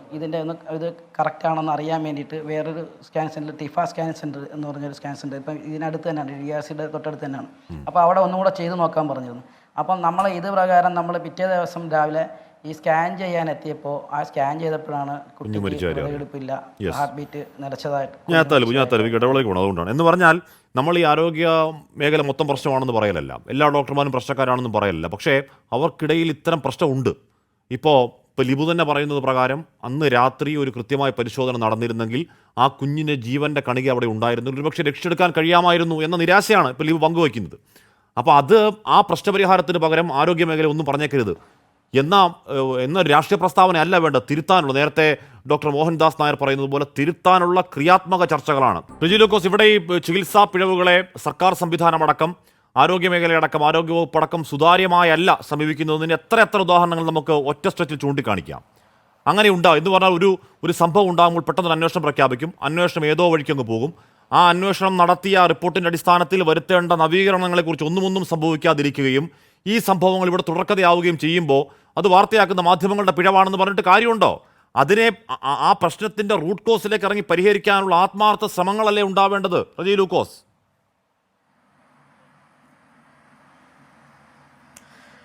ഹാഷ്മി, ചർച്ചയിൽ പങ്കെടുക്കുന്ന ബഹുമാനപ്പെട്ട ഡോക്ടർ ഒഴിച്ചുള്ള ഒരൊറ്റ വ്യക്തിയും പിന്നെ മോഡേൺ സയൻസിലോ അല്ലെങ്കിൽ ആധുനിക വൈദ്യശാസ്ത്രവുമായിട്ട് ഇതിൽ വൈദഗ്ധ്യം നേടിയ ആരെങ്കിലും ഉണ്ടെന്ന് എനിക്ക് തോന്നുന്നില്ല. ഒരു സർജൻ ഈ ചർച്ചയിലില്ല, ആ ഡോക്ടർ ഒഴിച്ച് വേറെ ആരും തന്നെ ഈ ചർച്ചയിലില്ല.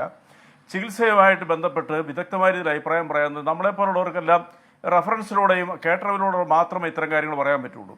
ഹാഷ്മി മനസ്സിലാക്കേണ്ട വസ്തുത പറയാം. ഞാൻ ഈ ചർച്ചയ്ക്ക് വരുന്നതിന് മുമ്പ് ഇത്തരം ഒരു സബ്ജക്റ്റ് ആയതുകൊണ്ട് ഇത്ര അനേകം ചർച്ചകളിൽ പങ്കെടുത്തുള്ള ഒരാളെന്നുള്ളതിലേക്ക് എനിക്കൊരു വളരെ അടുത്തറിയാവുന്ന വിദഗ്ധനായ ഒരു സർജനുമായിട്ട് ഞാൻ സംസാരിച്ചിട്ടാണ് വന്നത്. ഈ ചർച്ചയിലും ഇപ്പോൾ കേരളത്തിൽ മുഴുവൻ നടക്കുന്ന ഇത്തരം ചർച്ചകളിൽ വാസ്തവം പറയുന്നതിൻ്റെ വിരോധാഭാസങ്ങളുടെ ആകത്തുകയാണ് ഈ ചർച്ചകൾ നടന്നുകൊണ്ടിരിക്കുന്നത്. ആ ഡോക്ടർ എന്നോട് പറഞ്ഞത് ഓരോ ദിവസവും ആ മോഡേൺ സയൻസ്, ആധുനിക വൈദ്യശാസ്ത്രം ഓരോ ദിവസവും അപ്ഗ്രേഡ് ചെയ്തുകൊണ്ടിരിക്കുകയാണ്. ലോകത്തിന് വിവിധ ഭാഗങ്ങളിൽ റിസർച്ച് ചെയ്തുകൊണ്ട് ചികിത്സ ആയാസരഹിതമായി മാറ്റുന്നതിനും ചികിത്സ ഏറ്റവും ഫലപ്രദമായി മാറ്റുന്നതിനും പണ്ടത്തെ വർഷങ്ങൾക്ക് മുമ്പ് നടന്നിരിക്കുന്ന സർജറി ആണെങ്കിലും മറ്റ് ചികിത്സയിൽ നിന്നൊക്കെ വ്യത്യസ്തമായ രീതിയിൽ അതിനെ അപ്ഡേറ്റ് ചെയ്തുകൊണ്ടിരിക്കുകയാണ് ഓരോ ദിവസവും നമ്മുടെ വൈദ്യശാസ്ത്രം ലോകവ്യാപകമായിട്ട്. അപ്പോൾ കേരളത്തിൽ ഏതെങ്കിലും ഒരു ഹോസ്പിറ്റലിൽ ഇപ്പോൾ അദ്ദേഹം പറഞ്ഞ ഒരു ഉദാഹരണം എന്ന് പറയുന്നത് ഇന്ന് കോഴിക്കോട് മെഡിക്കൽ കോളേജിൽ നിന്ന് റിപ്പോർട്ട് ചെയ്തിരിക്കുന്ന കാലിൽ വെക്കേണ്ട കമ്പി കയ്യിൽ വെച്ചെന്നുള്ള റിപ്പോർട്ടർ ആ ഡോക്ടർ എൻ്റെ അടുത്ത് അത്ഭുതത്തോടെ സംസാരിച്ച് ഈ പറയുന്ന രോഗിയോ അല്ലെങ്കിൽ ഇത് വിമർശിക്കുന്നവർ എന്ത് വൈദഗ്ധ്യം നേടിയിട്ടാണ് ഇങ്ങനെ പറയുന്നത്. അദ്ദേഹം പറഞ്ഞത്, നേരത്തെ ആ ഡോക്ടറോട് സൂചിപ്പിച്ചു, അദ്ദേഹത്തിനോട് പറഞ്ഞത്, ഞാനത് കോട്ട് ചെയ്യാൻ കാരണമുണ്ട്. അദ്ദേഹം പറഞ്ഞത് മുമ്പൊക്കെ സർജറി എന്ന് പറയുന്നുണ്ടെങ്കിൽ വളരെ ഓപ്പണായിട്ട് സർജറി ചെയ്ത ഭാഗങ്ങളെല്ലാം വെളിയിൽ കാണത്തക്ക രീതിയിലാണ് സർജറി, അത് അവസാന നിമിഷം നമുക്ക് കാണാൻ പറ്റുള്ളൂ. ഇപ്പോൾ അതിൻ്റെ സർജറി ചെയ്യുന്ന ഭാഗങ്ങൾ കഴിവതും പുറത്ത് കാണാതിരിക്കാൻ വേണ്ടിയിട്ട് അവർ എടുക്കുന്ന മോഡേൺ ആയിട്ടുള്ള ടെക്നോളജിയാണ് ഇത്തരം ടെക്നോളജികൾ. അപ്പോൾ അത്തരം ടെക്നോളജികൾ ഉപയോഗിച്ചുകൊണ്ട് ആധുനിക രീതിയിലുള്ള ചികിത്സാ സമ്പ്രദായം സർജറി നടത്തുമ്പോൾ അത് നേരത്തെ ചെയ്ത് ഇങ്ങനെ തെറ്റായിപ്പോയി ഇപ്പോഴാണോ ഈ കമ്പി കയറ്റണം എന്നൊക്കെ പറയുന്ന രോഗി പറയാമെന്ന് പറഞ്ഞാൽ ആ രോഗിയെ നമ്മൾ ഇതുപോലത്തെ ചർച്ചകളിലൂടെ അവരെ എഡ്യൂക്കേറ്റ് ചെയ്യുവാണ്. എന്തെങ്കിലും പെശക് വന്നിട്ടുണ്ടെങ്കിൽ അത് ഡോക്ടറുടെ പെശകാണ്, പെശകില്ലെങ്കിൽ പോലും ഡോക്ടറുടെ പെശകാണ്, അതുകൊണ്ട് നിങ്ങളതിനെ വിമർശിക്കണമെന്നുള്ള ഒരു മിഥ്യാധാരണ നമ്മുടെ പിന്നെ പൊതുസമൂഹത്തിൻ്റെ മുമ്പിൽ വ്യാപകമായിട്ട് പ്രചരിപ്പിച്ചതിൻ്റെ തിക്താനുഭവമാണ് ഇപ്പം നമ്മൾ ഇത്തരം കാര്യങ്ങൾ ചർച്ച ചെയ്യുന്നത്. തെറ്റുപറ്റിയ വിമർശിക്കണം, ഒരു സംശയമില്ല കാര്യത്തിൽ, അത് വിമർശന വിധേയമാക്കണം. ഞാൻ നിങ്ങളോടൊരു കണക്ക് പറയാം, ഞാൻ കഴിഞ്ഞ ദിവസം പറഞ്ഞതാണ്. ലോകത്തിലെ ഏറ്റവും കൂടുതൽ ചികിത്സയിൽ മുമ്പിൽ നിൽക്കുന്ന ഒരു പ്രദേശങ്ങളിലൊന്ന് കേരളമാണ്. കഴിഞ്ഞ കേരള സംസ്ഥാനം രൂപീകരിച്ചതിന് ശേഷം നമ്മൾ നേടിയെടുത്ത ഏറ്റവും വലിയ പിന്നെ നേട്ടമെന്ന് പറയുന്ന വിദ്യാഭ്യാസ രംഗവും നമ്മുടെ വൈദ്യശാസ്ത്ര രംഗവുമാണ്. ആധുനിക വൈദ്യശാസ്ത്രം കേരളം വിദേശ രാജ്യങ്ങളെ പോലും കിടപിടിക്കുന്ന രീതിയിലാണ് മുന്നേറിക്കൊണ്ടിരിക്കുന്നത്. അതിൻ്റെയൊക്കെ കഴിവ് ആരുടെയാണ്? നമ്മുടെ വൈദ്യശാസ്ത്ര ഫിഷക്കന്മാരുടെ, നമ്മുടെ ഡോക്ടർമാരുടെയാണ്, അതിവിദഗ്ധരായിട്ടുള്ള ഡോക്ടർമാരുടെയാണ്. തെറ്റുകൾ പറ്റാം, അതൊന്നും ഞാൻ നിഷേധിക്കുന്നില്ല. പക്ഷേ ഇന്ന് കോഴിക്കോട് നിന്ന് റിപ്പോർട്ട് ചെയ്തിരിക്കുന്നത് വളരെ വിചിത്രമായൊരു വാർത്തയാണ്. എങ്ങനെയാണ് രോഗി തീരുമാനം എടുക്കുന്നത് തൻ്റെ ശരീരത്തിൽ സർജറി എടുത്ത് തെറ്റാണെന്നുള്ളതും? അങ്ങനെയാണ് ആ രോഗിക്ക് സ്വയം ചികിത്സ ചെയ്യാൻ പോരെ? ആ ഡോക്ടർ എന്നോട് പറഞ്ഞപ്പോൾ അത് 1-2 മാധ്യമങ്ങൾ റിപ്പോർട്ട് ചെയ്തിട്ടുണ്ട്. അതായത് ഏറ്റവും എളുപ്പത്തിൽ വീണ്ടും തോന്നാനുള്ള കാരണം എന്താണ്? കൈ ഓപ്പൺ ചെയ്യാതെ കണ്ട് ആ കറക്റ്റ് സ്പോട്ട് കണ്ടുപിടിക്കാൻ തോന്നാനുള്ള കാരണം എന്താണ്? രാത്രി വന്ന മറ്റൊരു സർജറിക്ക് രാത്രി അടിയന്തരമായി തയ്യാറാവണം എന്ന് പറയുകയാണ്. ഈ ഡോക്ടർ രോഗിയോട് പറഞ്ഞത് പ്രകാരം അല്ലാതെ ഈ പാവം രോഗിക്ക് എന്തെങ്കിലും അറിയാവോ? അടിയന്തരമായി പറഞ്ഞതിന്റെ അടിസ്ഥാനത്തിലാണ്. അപ്പോൾ വേദന തിന്നു കിടന്ന രോഗി തിരിച്ചു ചോദിച്ചു, അപ്പൊ ഈ ഓപ്പറേഷൻ ശരിയാണെന്ന് ചോദിച്ചു.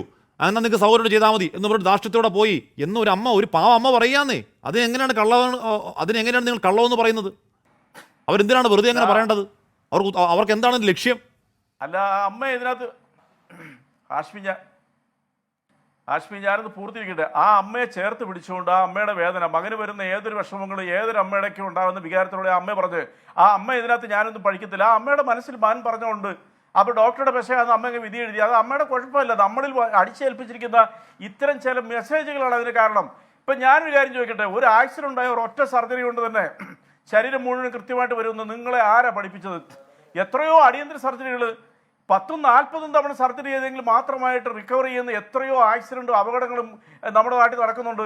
ഒറ്റ സർജറി കൊണ്ട് തീരും. അടിയന്തര ശസ്ത്രക്രിയകൾ സ്വാഭാവികമായിട്ടുള്ള നടപടി. അത് ആ ഡോക്ടറുടെയും ആ ഹോസ്പിറ്റലിൻ്റെയും പിന്നെ ഡെഡിക്കേഷനെയാണ് നമ്മൾ അതിലൂടെ മനസ്സിലാക്കേണ്ടത്. അപ്പോൾ രോഗി പറയുവാണ് നിങ്ങൾ നേരത്തെ നടത്തിയ സർജറി തെറ്റാണോ എന്ന് ചോദിച്ചു കഴിഞ്ഞാൽ ഡോക്ടർക്ക് എന്ത് ചെയ്യാൻ പറ്റും? പിന്നെ മറ്റൊരു പ്രത്യേകത, ഞാനൊരു ചർച്ചയിൽ പങ്കെടുത്താണ് ആ വിഷയമായിട്ട് ബന്ധപ്പെട്ട്. ഒരു കുഞ്ഞിനെ കഴിഞ്ഞ ദിവസം ഇതേ കോഴിക്കോട് മെഡിക്കൽ കോളേജിൽ പിന്നെ കൈവിരൽ 6ാം വിരലിൽ ശസ്ത്രക്രിയയ്ക്ക് വേണ്ടി പ്രവേശിപ്പിച്ചപ്പോൾ ഒരു ഡോക്ടർ ടങ് ടൈ എന്ന് പറയുന്ന പ്രതിഭാസം കട്ട് ചെയ്ത് കളഞ്ഞു. അതൊരു സർജറി പോലുമല്ല, അത് 5-6 ഏതാണ്ട് 10 സാർ അതിനെ ന്യായീകരിക്കില്ലേ സാർ? ഇതിനെ ഇങ്ങനെ പച്ചയായി ന്യായീകരിക്കുമ്പോഴാണല്ലോ താങ്കൾ ഈ പറയുന്ന ഓർത്തോ വിഭാഗത്തിന്റെ ശാസ്ത്രീയ വിശദീകരണങ്ങൾ കള്ളമാണ് ജനം തോന്നുന്ന കാരണം എന്താണ്? ഒരു കൺസെന്റും ഇല്ലാതെ അത് സർജറിയാണേ, അല്ല ടങ് ടൈ ചുമ്മാ എന്താണ് കത്തിലെടുത്ത് കട്ട് ചെയ്ത് വിടുവല്ലോ.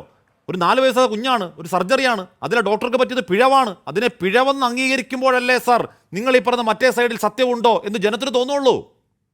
അല്ല അതിനെ ഇങ്ങനെ ന്യായീകരിച്ചുകൊണ്ടിരിക്കുക, ആ സസ്പെൻഷൻ അധാർമികമാണ്, ധൃതി പിടിച്ചതാണെന്ന് ന്യായീകരിക്കുക, വെള്ളം പൂശുക, എന്തിനാണ് ആവശ്യം?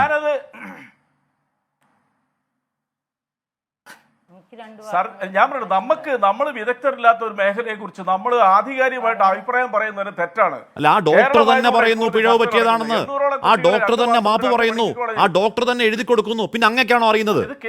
ലൂക്കോസ് ഹാഷ്മി, ഞാൻ അതിലേക്കാ വരുന്നത്. നിങ്ങൾ ആദ്യം മനസ്സിലാക്കുക, അങ്ങനെ ഒരു പെശക് പറ്റിയെന്നുള്ള റിപ്പോർട്ട് വന്നപ്പോൾ തന്നെ സർക്കാർ അടിയന്തരമായിട്ട് ഇടപെട്ട്, മിനിസ്റ്റർ ഇടപെട്ട് റിപ്പോർട്ട് അടിയന്തരമായിട്ട് സ്വീകരിക്കുകയും ആ ഡോക്ടറെ സ്പോട്ടിൽ സസ്പെൻഷൻ നടത്തുകയും ചെയ്തു. പക്ഷേ അതിനുശേഷമാണ് വസ്തുതകളെല്ലാം പുറത്തു വന്നത്. മാധ്യമങ്ങൾ തന്നെ റിപ്പോർട്ടിൽ നേരത്തെ ഡോക്ടർ പറഞ്ഞ് കറക്റ്റ്, അതെല്ലാം കണ്ണടച്ചുകൊണ്ട് വിമർശിക്കാൻ എന്നുള്ളത് ശരിയല്ല. ഒരുപക്ഷെ ഡോക്ടറുടെ ഭാഗത്ത് തെറ്റുപറ്റുമായിരിക്കാം, അത് ഞാനും അംഗീകരിക്കുന്നു, അതിലൊരു തർക്കമില്ല. അതിൽ ഗവൺമെന്റ് നടപടി സ്വീകരിച്ചേ.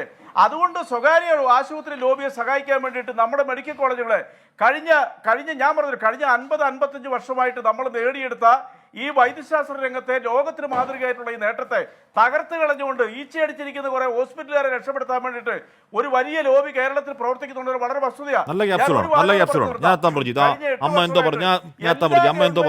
സംഭാവനയുണ്ട്. അമ്മ എന്തോ പത്മിനി അമ്മ എന്തോ പറയാൻ വന്നു. ഞാനിത് പൂർത്തീകരിക്കട്ടെ, പറഞ്ഞോട്ടെ. അമ്മയ്ക്ക് ഞാൻ റിക്വസ്റ്റ് ചെയ്യാണ്, ഞാൻ ഒരു വാചകം കഴിഞ്ഞ് നിർത്തിക്കണോ? നിൽക്കൂ. കഴിഞ്ഞ ഈ സർക്കാർ ഈ കേരളം ഭരിച്ചിരിക്കുന്ന മുഴുവൻ ഞാൻ പൂർത്തീകരിക്കുക. കേരളം ഇതുവരെ ഭരിച്ചിട്ടുള്ള എല്ലാ ഗവൺമെന്റുകൾക്കും വൈദ്യശാസ്ത്ര രംഗത്തെ അപ്ഡേഷന് വേണ്ടിയിട്ട് അതിന്റെ ആധുനികവൽക്കരണത്തിൽ അതിൻ്റെതായ കോൺട്രിബ്യൂഷൻ ഉണ്ട്. അതിനകത്ത് രാഷ്ട്രീയം പറയുന്നത് ശരിയില്ല. പക്ഷേ കഴിഞ്ഞ 8 വർഷമായിട്ട് നമ്മുടെ ആരോഗ്യ മേഖലയിൽ പ്രാഥമിക ആരോഗ്യ കേന്ദ്രം മുതൽ മെഡിക്കൽ കോളേജിൽ വന്നിരിക്കുന്ന പരിവർത്തനങ്ങളും നേട്ടങ്ങളും ആധുനികവൽക്കരണവും നിങ്ങൾക്ക് കണ്ണടച്ചുകൊണ്ട് തീർക്കാൻ പറ്റത്തില്ല. അതിനെയെല്ലാം തകർത്തുകൊണ്ട് ഇപ്പൊ സ്വകാര്യ മെഡിക്കൽ ഹോസ്പിറ്റലിലേക്ക് ലക്ഷക്കണക്കിന് രൂപ ബലിയർപ്പിക്കാതെ കണ്ട് ഈ പരിവർത്തനങ്ങളൊക്കെ ഉണ്ടാകുമ്പോഴും 6ാം വിരലിന് ഓപ്പറേഷൻ നടത്താൻ പോയ ഒരു 4 വയസ്സുകാരി കുഞ്ഞിന് നാവിന് സർജറി ചെയ്തതിന് വാർത്ത കൊടുക്കുന്നതും ചർച്ചയാക്കുന്നതും സ്വകാര്യ ലോബിക്ക് വേണ്ടി ഓശാന പാടാനാണെന്നൊക്കെ കരുതിയ കഷ്ടം. ഞാൻ എത്താം റജി. ശ്രീമതി പത്മിനി എന്തോ പറയാൻ വന്നു, എന്തായിരുന്നു പറയാമെന്നതൊക്കെ ഞാൻ കേട്ട്, പറഞ്ഞതൊക്കെ ഞാൻ കേട്ട്. ഡോക്ടർമാരുടെ അടുത്ത് അങ്ങനെ ഒരു തെറ്റ് പറ്റൂല എന്നുള്ളത്, തെറ്റ് പറ്റി കഴിഞ്ഞാൽ തെറ്റില്ല എന്നുള്ളത് കണ്ടാൽ വീണ്ടും ഒരു സർജറിക്ക് ഞങ്ങൾ വന്നിട്ട് വന്നിട്ട് പറയാൻ വരുമോ? പെട്ടെന്നുള്ള സർജറി ചെയ്യണം, എമർജൻസി സർജറി ചെയ്യണം എന്നുള്ളത് ഞങ്ങളോട് വന്ന് പറയാൻ വരില്ലല്ലോ. ഓരോരുത്തർ തെറ്റ് പറ്റിയിട്ടില്ലെങ്കിൽ വേറൊരു ഡോക്ടറാണ് 3 കമ്പി കൊണ്ട് തന്നിട്ട് 10 മണിക്കാണ് വന്ന് പറയുന്നത് നിങ്ങൾ പെട്ടെന്ന് സർജറിക്ക് ഒരുങ്ങണോ, എമർജൻസി സർജറിയാണ് ചെയ്യേണ്ടി വരട്ടോ എന്നുള്ളത് പറഞ്ഞിട്ടാണ് ഈ കമ്പി കൊണ്ട് തന്നു പോണത്. അതെന്ത് കാരണം കൊണ്ടാണ് പറയാനുള്ള കാരണം? തെറ്റോലടുത്ത് പറ്റിയിട്ടില്ലെങ്കിൽ ഈ കമ്പി കൊണ്ട് തന്നിട്ട് സർജറി ചെയ്യണമെന്ന് പറയുമോ? എന്നിട്ട് എൻ്റെ മകൻ പറഞ്ഞു എനിക്ക് എൻ്റെ സ്നേഹിതന്മാർ വരാതെ കണ്ട് എനിക്കൊന്നും ചെയ്യാൻ പറ്റില്ല എന്ന് പറഞ്ഞ് തടസ്സപ്പെട്ടിട്ട്, അല്ലെങ്കിൽ വീണ്ടും എൻ്റെ മോൻ്റെ കയ്യാവൂല് കൊത്തി മുറിക്കൂല ഇന്നോ. ഇപ്പം ഞാൻ ഓരോരോ ഡോക്ടറെ ഞാൻ തോന്നുന്നുണ്ടോ സാറോട് പറഞ്ഞത് കളവ് പറയണം. അങ്ങനെ രോഗികൾക്ക് അറിയാം കമ്പി ഏതാ ഇട്ടത് എന്താ ഇട്ടത് എന്നുള്ളത്. കമ്പി മാറി ഇട്ടതിനെ കൊണ്ടാണല്ലോ 2ാമതും സർജറി ചെയ്യണം എന്നുള്ളത് പറഞ്ഞത് വേറെ ഡോക്ടർ വന്നിട്ട്. ആ ഡോക്ടർ വന്നിട്ട് 3 മാസമായിട്ടുള്ളൂ പോലെ. എൻ്റെ മോനെ നോക്കി ഓപ്പറേഷൻ ചെയ്യാൻ വന്ന ഡോക്ടർ 30 വർഷമായി ഇവിടെ. ഞാനാണ് ഇവിടുത്തെ വലിയ ആൾ. എന്നോട് നിങ്ങളൊരു ചോദ്യം ചോദിക്കേണ്ട കാര്യമില്ല. നിങ്ങളെ കീഴിൽ പണിയെടുക്കുന്ന ഡോക്ടർമാർ ഞങ്ങളോട് പറയാണ് എമർജൻസി ഓപ്പറേഷൻ ചെയ്യണമെന്ന് പറഞ്ഞാൽ പിന്നെ ഞങ്ങൾക്ക് വിഷമം ഇല്ലാതെ നിൽക്കുമോ? അല്ല, ഇനി അത് പറയുന്നത് അല്ല അമ്മ, ഇല്ലെങ്കിൽ അല്ല അമ്മ ഒരു ജൂനിയർ ഡോക്ടറാണ്. ആ ഡോക്ടറിന് എന്താണ് അനുമാനത്തിൽ പറ്റിയ അല്ലെങ്കിൽ നോക്കിയതിൽ പറ്റിയ പിഴവാണ്, അതുകൊണ്ടാണ് അങ്ങനെ പറഞ്ഞത്. അപ്പം അതിന്റെ സീനിയർ ഡോക്ടർ കണ്ടപ്പോൾ അങ്ങനൊന്നും വേണ്ട, സർജറി വേണ്ട എന്ന് അപ്പം തന്നെ തീരുമാനിച്ചു എന്നാണ് പറയുന്നത്. അങ്ങനെയാണോ? ആ രാവിലെ വന്നപ്പം പറഞ്ഞ് സർജറി ചിലപ്പോൾ ഒന്ന് വേണ്ടി വരും, ഈ കമ്പി എടുക്കാൻ വേണ്ടി വന്നാൽ അന്നേരം ഒരു സർജറി വേറെ ഞങ്ങൾക്ക് നടത്തിയിട്ട് എന്തെങ്കിലും ചെയ്യേണ്ടി വരും എന്ന് എൻ്റെ മോളോടാണ് പറഞ്ഞത്. ഞാനില്ലായിരുന്നു. ഞാൻ അവൻ്റെ കരച്ചിൽ കേട്ടിട്ട് പുറത്തേക്ക് പോയിരുന്നു. ശരി, ഞാൻ ശ്രീ എം കെ മണിക്ക് വന്നിട്ട് പറയാ. ശരി, ശ്രീ എം കെ ഹരിദാസ്, ഇവിടെ ഈ പറയുന്ന മെഡിക്കൽ കോളേജിൽ തന്നെ കഴിഞ്ഞ ഒരു വർഷം നോക്കിയാൽ 12ഓളം ഗുരുതരമായ ഇത്തരത്തിൽ ആരോപണങ്ങളാണ്. ചെറിയ ആരോപണങ്ങൾ അതല്ലാതെ വേറെ നിരവധിയുമുണ്ട്. ഇതൊക്കെ പറയുന്നത്, ഇതൊക്കെ വാർത്തയാക്കുന്നത് എന്താണ്? നമ്മൾ നേടിയെടുത്ത ആ പെരുമയെ തകർക്കാനാണോ? സ്വകാര്യ ആശുപത്രികൾക്ക് വേണ്ടി ഒത്താശ പാടാനാണോ? ശ്രീ എം കെ ഹരിദാസ്, ഈ കാശുള്ളവൻ കൂടുതലും പ്രൈവറ്റ് ഹോസ്പിറ്റലിലേ പോകൂ. പാവങ്ങളല്ലേ, പരമസാധുക്കളല്ലേ ബഹുഭൂരിപക്ഷവും മെഡിക്കൽ കോളേജുകളെ ആശ്രയിക്കുന്നത്. അവർക്ക് നല്ലത് വരണം എന്ന് പറയുന്നത് സ്വകാര്യ ആശുപത്രിയെ സഹായിക്കാനാണോ ശ്രീ എം കെ ഹരിദാസ്? പ്രാഥമിക ആരോഗ്യ കേന്ദ്രങ്ങൾ മുതലേ ഇവിടുത്തെ സർക്കാർ മെഡിക്കൽ കോളേജുകൾ വരെയുള്ള ആശുപത്രികളിൽ, ആതുര സേവന കേന്ദ്രങ്ങളിൽ പറ്റിയിട്ടുള്ള അബദ്ധങ്ങളുടെ ഒരു കണക്കെടുത്ത് കഴിഞ്ഞാൽ ഈ റെജി ലൂക്കോസൊക്കെ എൻ്റെ പ്രിയ സുഹൃത്താണ്. അദ്ദേഹമൊക്കെ പറയുന്നത് എത്രത്തോളം അപലപനീയമായ കാര്യമാണെന്നാണ് ഹാഷ്മി പറയാനുള്ളത്. സ്വകാര്യ മെഡിക്കൽ കോളേജുകളുടെ ലോബിക്ക് വേണ്ടിയിട്ടാണ് ഞാൻ സംസാരിക്കുന്നത് എന്ന് വരെ അദ്ദേഹം പറയാതെ പറഞ്ഞു എന്നാണ് എനിക്ക് തോന്നുന്നത്. ഞാൻ ഈ നോക്കൂ, നമ്മുടെ നഗ്നനേത്രങ്ങൾ കൊണ്ട് കാണാൻ പറ്റുന്ന ദൈവങ്ങളാണ് ഈ ഡോക്ടർമാർ. ഈ ഒരു ഏറ്റവും വലിയ സ്വകാര്യ ആശുപത്രിയിൽ ഒരു അവയവ മാഫിയയുമായി ബന്ധപ്പെട്ടൊരു സംഭവം നടന്നപ്പോൾ അവിടുത്തെ ഡോക്ടർമാരെ ന്യായീകരിച്ച് കേരളത്തിൽ സംസാരിച്ച അപൂർവം വ്യക്തികളുടെ ഒരാളാണ് ഞാൻ. അപ്പോൾ ഭീകരവാദികളെ കുറിച്ചിട്ട് പൂർണ്ണമായിട്ട് പഠിച്ചിട്ടല്ല ശ്രീ റെജി ലൂക്കോസ് ഭീകരവാദത്തെ കുറിച്ചിട്ടുള്ള ചർച്ചകൾ നടത്തുന്നത്. താങ്കളുടെ വർത്തമാനം കേട്ട് കഴിഞ്ഞാൽ തോന്നുന്നു MBBS പഠിച്ചവർക്ക് മാത്രമേ ഇത്തരം പ്രശ്നങ്ങളിൽ ഇടപെട്ട് സംസാരിക്കാൻ പാടുള്ളൂ എന്ന് തോന്നും. ആധുനിക വൈദ്യശാസ്ത്രം മണിക്കൂറുകളിലാണ് വികസിച്ചുകൊണ്ടിരിക്കുന്നത്. പക്ഷെ ആ മണിക്കൂർ വികസിച്ചുകൊണ്ടിരിക്കുന്ന ആധുനിക വൈദ്യശാസ്ത്രം 50 വർഷം പുറകിലേക്ക് പോകുന്ന തരത്തിലെ ഇവിടുത്തെ സർക്കാർ മെഡിക്കൽ കോളേജുകളിൽ മെഡിക്കൽ നെഗ്ലിജൻസി പറ്റിയ അത് ചർച്ച ചെയ്യപ്പെടാതെ പോയി കഴിഞ്ഞാൽ എവിടെയാണ് ആ തെറ്റ് തിരുത്താൻ സാധിക്കുക? അത് ചർച്ച ചെയ്യപ്പെടണം. ഡോക്ടർമാരുടെ കയ്യിൽ പറ്റിയ തെറ്റിനെ താങ്കളും ഞാനും കൂടി മിനിഞ്ഞാന്ന് പങ്കെടുത്തൊരു ചർച്ചയിൽ പറഞ്ഞത് ഞാൻ വീണ്ടും ആവർത്തിക്കുകയാണ്.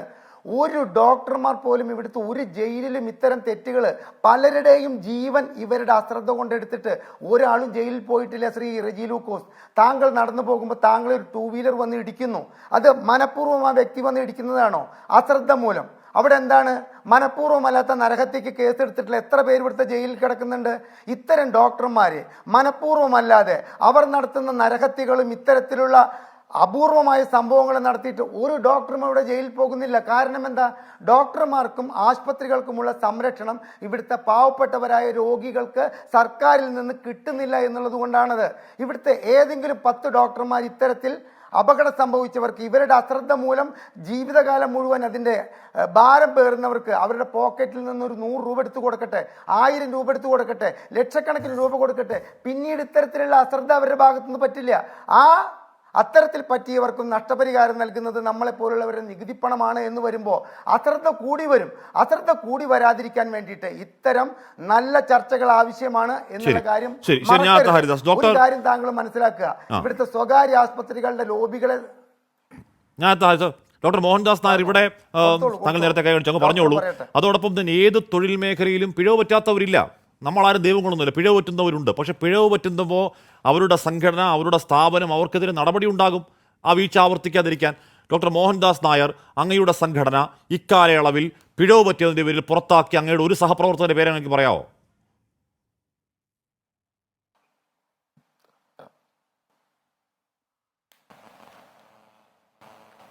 ചോദ്യം മനസ്സിലായില്ല. അല്ല, ഞാൻ ചോദിക്കുന്നത് പിഴവ് പറ്റിയതിൻ്റെ പേരിൽ സംഘടനയിൽ നിന്ന് പുറത്താക്കിയ ഒരു അംഗത്തിന്റെ പേര് പറയാമോ എന്നതായിരുന്നു എൻ്റെ ചോദ്യം.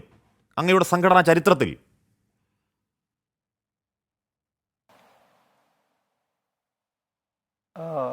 അങ്ങനെ പുറത്താക്കിയതായിട്ട് ഞാൻ ഓർക്കുന്നില്ല. ഞാൻ അതിനു മുമ്പ് ഒരു കാര്യം പറയാനാണ് കൈ പൊക്കിയത്. ശ്രീമതി പത്മിനി പറഞ്ഞു ഡോക്ടർ രാത്രിയിൽ വന്നിട്ട് ഒരുപക്ഷെ ഓപ്പറേഷൻ വേണ്ടി വരുമെന്നുള്ള രീതിയിൽ സംസാരിച്ചു എന്നുള്ളത്. അപ്പോൾ നിങ്ങൾ ആലോചിച്ച് നോക്കൂ, ഒരു പകൽ ഒരു ഓപ്പറേഷൻ കഴിഞ്ഞ് ഒരു ചെക്ക് എക്സ്റേ എടുത്ത് രാത്രിയിൽ തന്നെ ഡോക്ടറെ കാണാൻ വരികയാണ്. കോഴിക്കോട് മെഡിക്കൽ കോളേജിലെ ഓർത്തോ വിഭാഗത്തെ പറ്റി ശ്രീമതി പത്മിനിക്ക് ഇപ്പോൾ ഏകദേശം അവിടുത്തെ ഒരു കാര്യങ്ങളെ പറ്റി അറിഞ്ഞ് മനസ്സിലായി കാണും. അവിടുത്തെ തിരക്കും കാര്യങ്ങളൊക്കെ 24 മണിക്കൂറും പ്രവർത്തിച്ചു കൊണ്ടിരിക്കുന്ന ഒരു സംവിധാനമാണ്. അപ്പോൾ ഈ ഒരു ഡോക്ടർ, രാത്രിയിൽ വന്ന ഡോക്ടർ പകൽ മുഴുവൻ ഉറങ്ങിയിട്ടായിരിക്കും രാത്രിയിൽ വന്ന് നോക്കുന്നതാണോ വിചാരിക്കുന്നത്? അപ്പോൾ സാധാരണ ഒരു ഡ്യൂട്ടി ടൈമിൽ അധികം തുടർച്ചയായിട്ട് ജോലി ചെയ്യുന്ന ഒരു കൂട്ടം ആൾക്കാരെ കൊണ്ടാണ് ഇത്രയും വലിയ ഒരു സംവിധാനം, എത്രയധികം രോഗികളെയാണ് അവിടെ ചികിത്സിക്കുന്നത്. കോഴിക്കോട് മെഡിക്കൽ കോളേജിൽ കഴിഞ്ഞ ഒരു വർഷം 25,000-ലേറെ മേജർ സർജറികളും 25,000-ലേറെ മൈനർ സർജറികളും നടന്നിട്ടുണ്ട്. അപ്പോൾ ഇത്രയും നമുക്കറിയാം, മുൻകാലത്തെ അപേക്ഷിച്ച് ഇന്ന് ശസ്ത്രക്രിയയൊക്കെ കൂടുതൽ വൈവിധ്യം ഉണ്ടായിട്ടുണ്ട്, ചികിത്സ കൂടുതൽ വൈവിധ്യം ഉണ്ടായിട്ടുണ്ട്, നമ്മുടെ മെഡിക്കൽ കോളേജിൽ സ്റ്റുഡൻസിൻ്റെ എണ്ണം കൂടിയിട്ടുണ്ട്. അപ്പോൾ അവരെയൊക്കെ ഇതിനൊക്കെ പണ്ട് മുൻകാലങ്ങളിലുള്ളതിലും കൂടുതൽ വളരെ കൂടുതലൊന്നും സ്റ്റാഫ് സ്ട്രെങ്ത് കൂടിയിട്ടില്ല. മാത്രമല്ല, നേരത്തെ ശ്രീമതി പത്മിനി പറഞ്ഞു വന്നിട്ട് 3 മാസം പോലും ആകാത്ത ഒരു ഡോക്ടറാണ് ആദ്യം പരിശോധിച്ചെന്നുള്ളത്. തികച്ചും വാസ്തവമാണ്. നമ്മുടെ മെഡിക്കൽ കോളേജുകൾ വലിയൊരളവ് വരെ അവിടുത്തെ മാൻ പവർ എന്ന് പറയുന്നത് അവിടെ ട്രെയിനീസ് ആയിട്ട് അല്ലെങ്കിൽ പോസ്റ്റ് ഗ്രാജുവേറ്റ് കോഴ്സിന് വേണ്ടി ജോയിൻ ചെയ്യുന്ന വിദ്യാർത്ഥികളാണ്. അപ്പോൾ അവർ പല കാര്യങ്ങളും രാത്രിയൊന്നും പകലൊന്നും നോക്കാതെ കാര്യങ്ങൾ കണ്ടുപിടിച്ച് അവരുടെ സീനിയർ ഡോക്ടർമാരെ അറിയിച്ച് പെട്ടെന്ന് തീരുമാനമെടുത്തിട്ടാണ്. നിങ്ങൾക്കറിയാമോന്നറിയില്ല, 24 മണിക്കൂറും ട്രോമ കെയർ എന്ന രീതിയിൽ അവിടെ ഒരു ഓപ്പറേഷൻ തിയേറ്റർ നടന്നുകൊണ്ടിരിക്കുകയാണ്. അപ്പോൾ ഇങ്ങനെയൊക്കെയുള്ള ഒരു സംവിധാനത്തെ സമൂഹ മധ്യത്തിൽ ഡോക്ടറെ, നിങ്ങൾ നടന്ന കഠിനാധ്വാനത്തിന് ഈ പറയുന്ന സേവനങ്ങൾക്ക് ഇനിയിപ്പോ ശമ്പളം, ഏത് തൊഴിൽ മേഖലയും പോലെ ശമ്പളം വാങ്ങിച്ചിട്ടാണ് എന്ന് പറയുമ്പോൾ തന്നെ ആ സേവനത്തെ അവമതിക്കലല്ല. പക്ഷെ ഉണ്ടാകുന്ന പ്രശ്നങ്ങളെ ചൂണ്ടിക്കാണിക്കണം, വേണ്ടേ? ഏത് തൊഴിൽ മേഖലയിലും ഉണ്ടാകുന്ന പ്രശ്നങ്ങൾ ചൂണ്ടിക്കാണും മട്ടിൽ അങ്ങയുടെ തൊഴിൽ മേഖലയിലെ പ്രശ്നങ്ങൾ ചൂണ്ടിക്കാണിക്കണം സമൂഹത്തിന് അല്ലേ? ചൂണ്ടിക്കാണിക്കരുതെന്നല്ല ഞാൻ പറഞ്ഞത്. ഇങ്ങനെ കാല് മാറി കൈ മാറി എന്നൊക്കെ വാർത്ത കൊടുക്കുന്നതിന് മുമ്പ് ഏതെങ്കിലും ഒരു ഡോക്ടറോട് ഒരു അഭിപ്രായം ചോദിക്കേണ്ട ഒരു സാമാന്യ മര്യാദ മാധ്യമങ്ങൾക്ക് ഇല്ലേ? അതിന് നിങ്ങളൊരു ഉത്തരം എന്താ പറയാത്തത്? അല്ല, അപ്പൊ എന്തിനാണ് 10 മണിക്ക് വന്ന് അടിയന്തരമായി സർജറി ചെയ്യണം എന്നതിന് കൃത്യമായ ഒരു മറുപടി PV പത്മിനിക്ക് കൊടുത്താൽ മതി. ഇപ്പോഴവിടെ നിൽക്കുകയാണ്. സർജറി വേണ്ടി വന്നേക്കാം എന്നല്ലേ പറഞ്ഞിട്ടുണ്ടാവുക? വന്നേക്കാന്നല്ല പറഞ്ഞത്, ചെയ്യണം എന്നാണ് പറഞ്ഞത്. അത് ചെയ്യണമെന്ന് പറഞ്ഞാണ് പത്മിനി, അങ്ങനെയാണോ? ചെയ്യണം എന്ന് പറഞ്ഞപ്പോ എന്റെ മോൻ പറഞ്ഞു എന്റെ സ്നേഹിതന്മാർ വന്നല്ലാതെ ഞാൻ ഇതിലേക്ക് ഇറങ്ങൂല, ഇപ്പൊ ഒന്ന് ചെയ്ത് എന്നെ കൊണ്ടേക്ക് എടുത്തിട്ടല്ലേ ഉള്ളൂ, അപ്പൊ നല്ല മാതിരി ചെയ്യായിട്ടല്ലേ എന്നെ വീണ്ടും ചെയ്യാനുള്ളത് നിങ്ങൾ ഏർപ്പാട് ചെയ്യണമെന്ന് പറഞ്ഞിട്ട് എന്റെ മോൻ വാശി പിടിച്ച് ഞാൻ തിയേറ്ററിലേക്ക് വരൂല എന്ന് പറഞ്ഞിട്ട്. ശരി, അതിലെന്തായാലും ഒരു അന്വേഷണം നടക്കുമല്ലോ, അതിൽ വ്യക്തമാവട്ടെ. അതിലെന്തായാലും ഒരു അന്വേഷണം നടക്കുന്നുള്ളൂ ഡോക്ടർ, അതിലെന്തായാലും വ്യക്തമാവട്ടെ. ഞാൻ ഹർഷീനയിലേക്ക് ഒന്ന് പോകുന്നു. ഹർഷീന, ഇവിടെ ഹർഷീനയുടെ ഒരു ഫേസ്ബുക്ക് പോസ്റ്റ് കാണുകയായിരുന്നു. സർക്കാരിന്റെ വാഗ്ദാനങ്ങളെല്ലാം വെറും വാക്കുകൾ ഒതുങ്ങി, കത്രിക നീക്കം ചെയ്ത ഭാഗത്ത് വീണ്ടും ഒരു സർജറിക്കായി 21/5/2024 ചൊവ്വാഴ്ച നാളെ തിങ്കൾ വീണ്ടും ഹോസ്പിറ്റലിലേക്ക് പോവുകയാണ് ഇൻഷാ അല്ലാഹ്. 7 വർഷമായി തുടർന്ന വിവിധ തരത്തിലുള്ള ചികിത്സകളാൽ മാനസികമായും ശാരീരികമായും സാമ്പത്തികമായും തളർന്ന എനിക്ക് എല്ലാവരുടെയും പ്രാർത്ഥനയും സഹായവും ഉണ്ടാവണം എന്ന് പറഞ്ഞാൽ സമൂഹത്തോട്, കേരളത്തോട് താങ്കൾക്ക് വേണ്ടി പണം ആവശ്യപ്പെടുകയാണ്. എന്തുകൊണ്ടാണ് അങ്ങനെ സഹായിക്കണം എന്ന് പറഞ്ഞാൽ നിങ്ങൾ അത്യാവശ്യം ജോലി ചെയ്തിരുന്ന, അത്യാവശ്യം ബിസിനസ് ചെയ്തിരുന്ന ഒരു മിഡിൽ ക്ലാസ് എന്നൊക്കെ പറയാവുന്ന ഒരു ഗണത്തിൽപ്പെടുന്നവരാണ്. ചികിത്സാ സഹായം കേരളത്തോട് ആവശ്യപ്പെടാനുള്ള കാരണം എന്താണ് ഹർഷീന?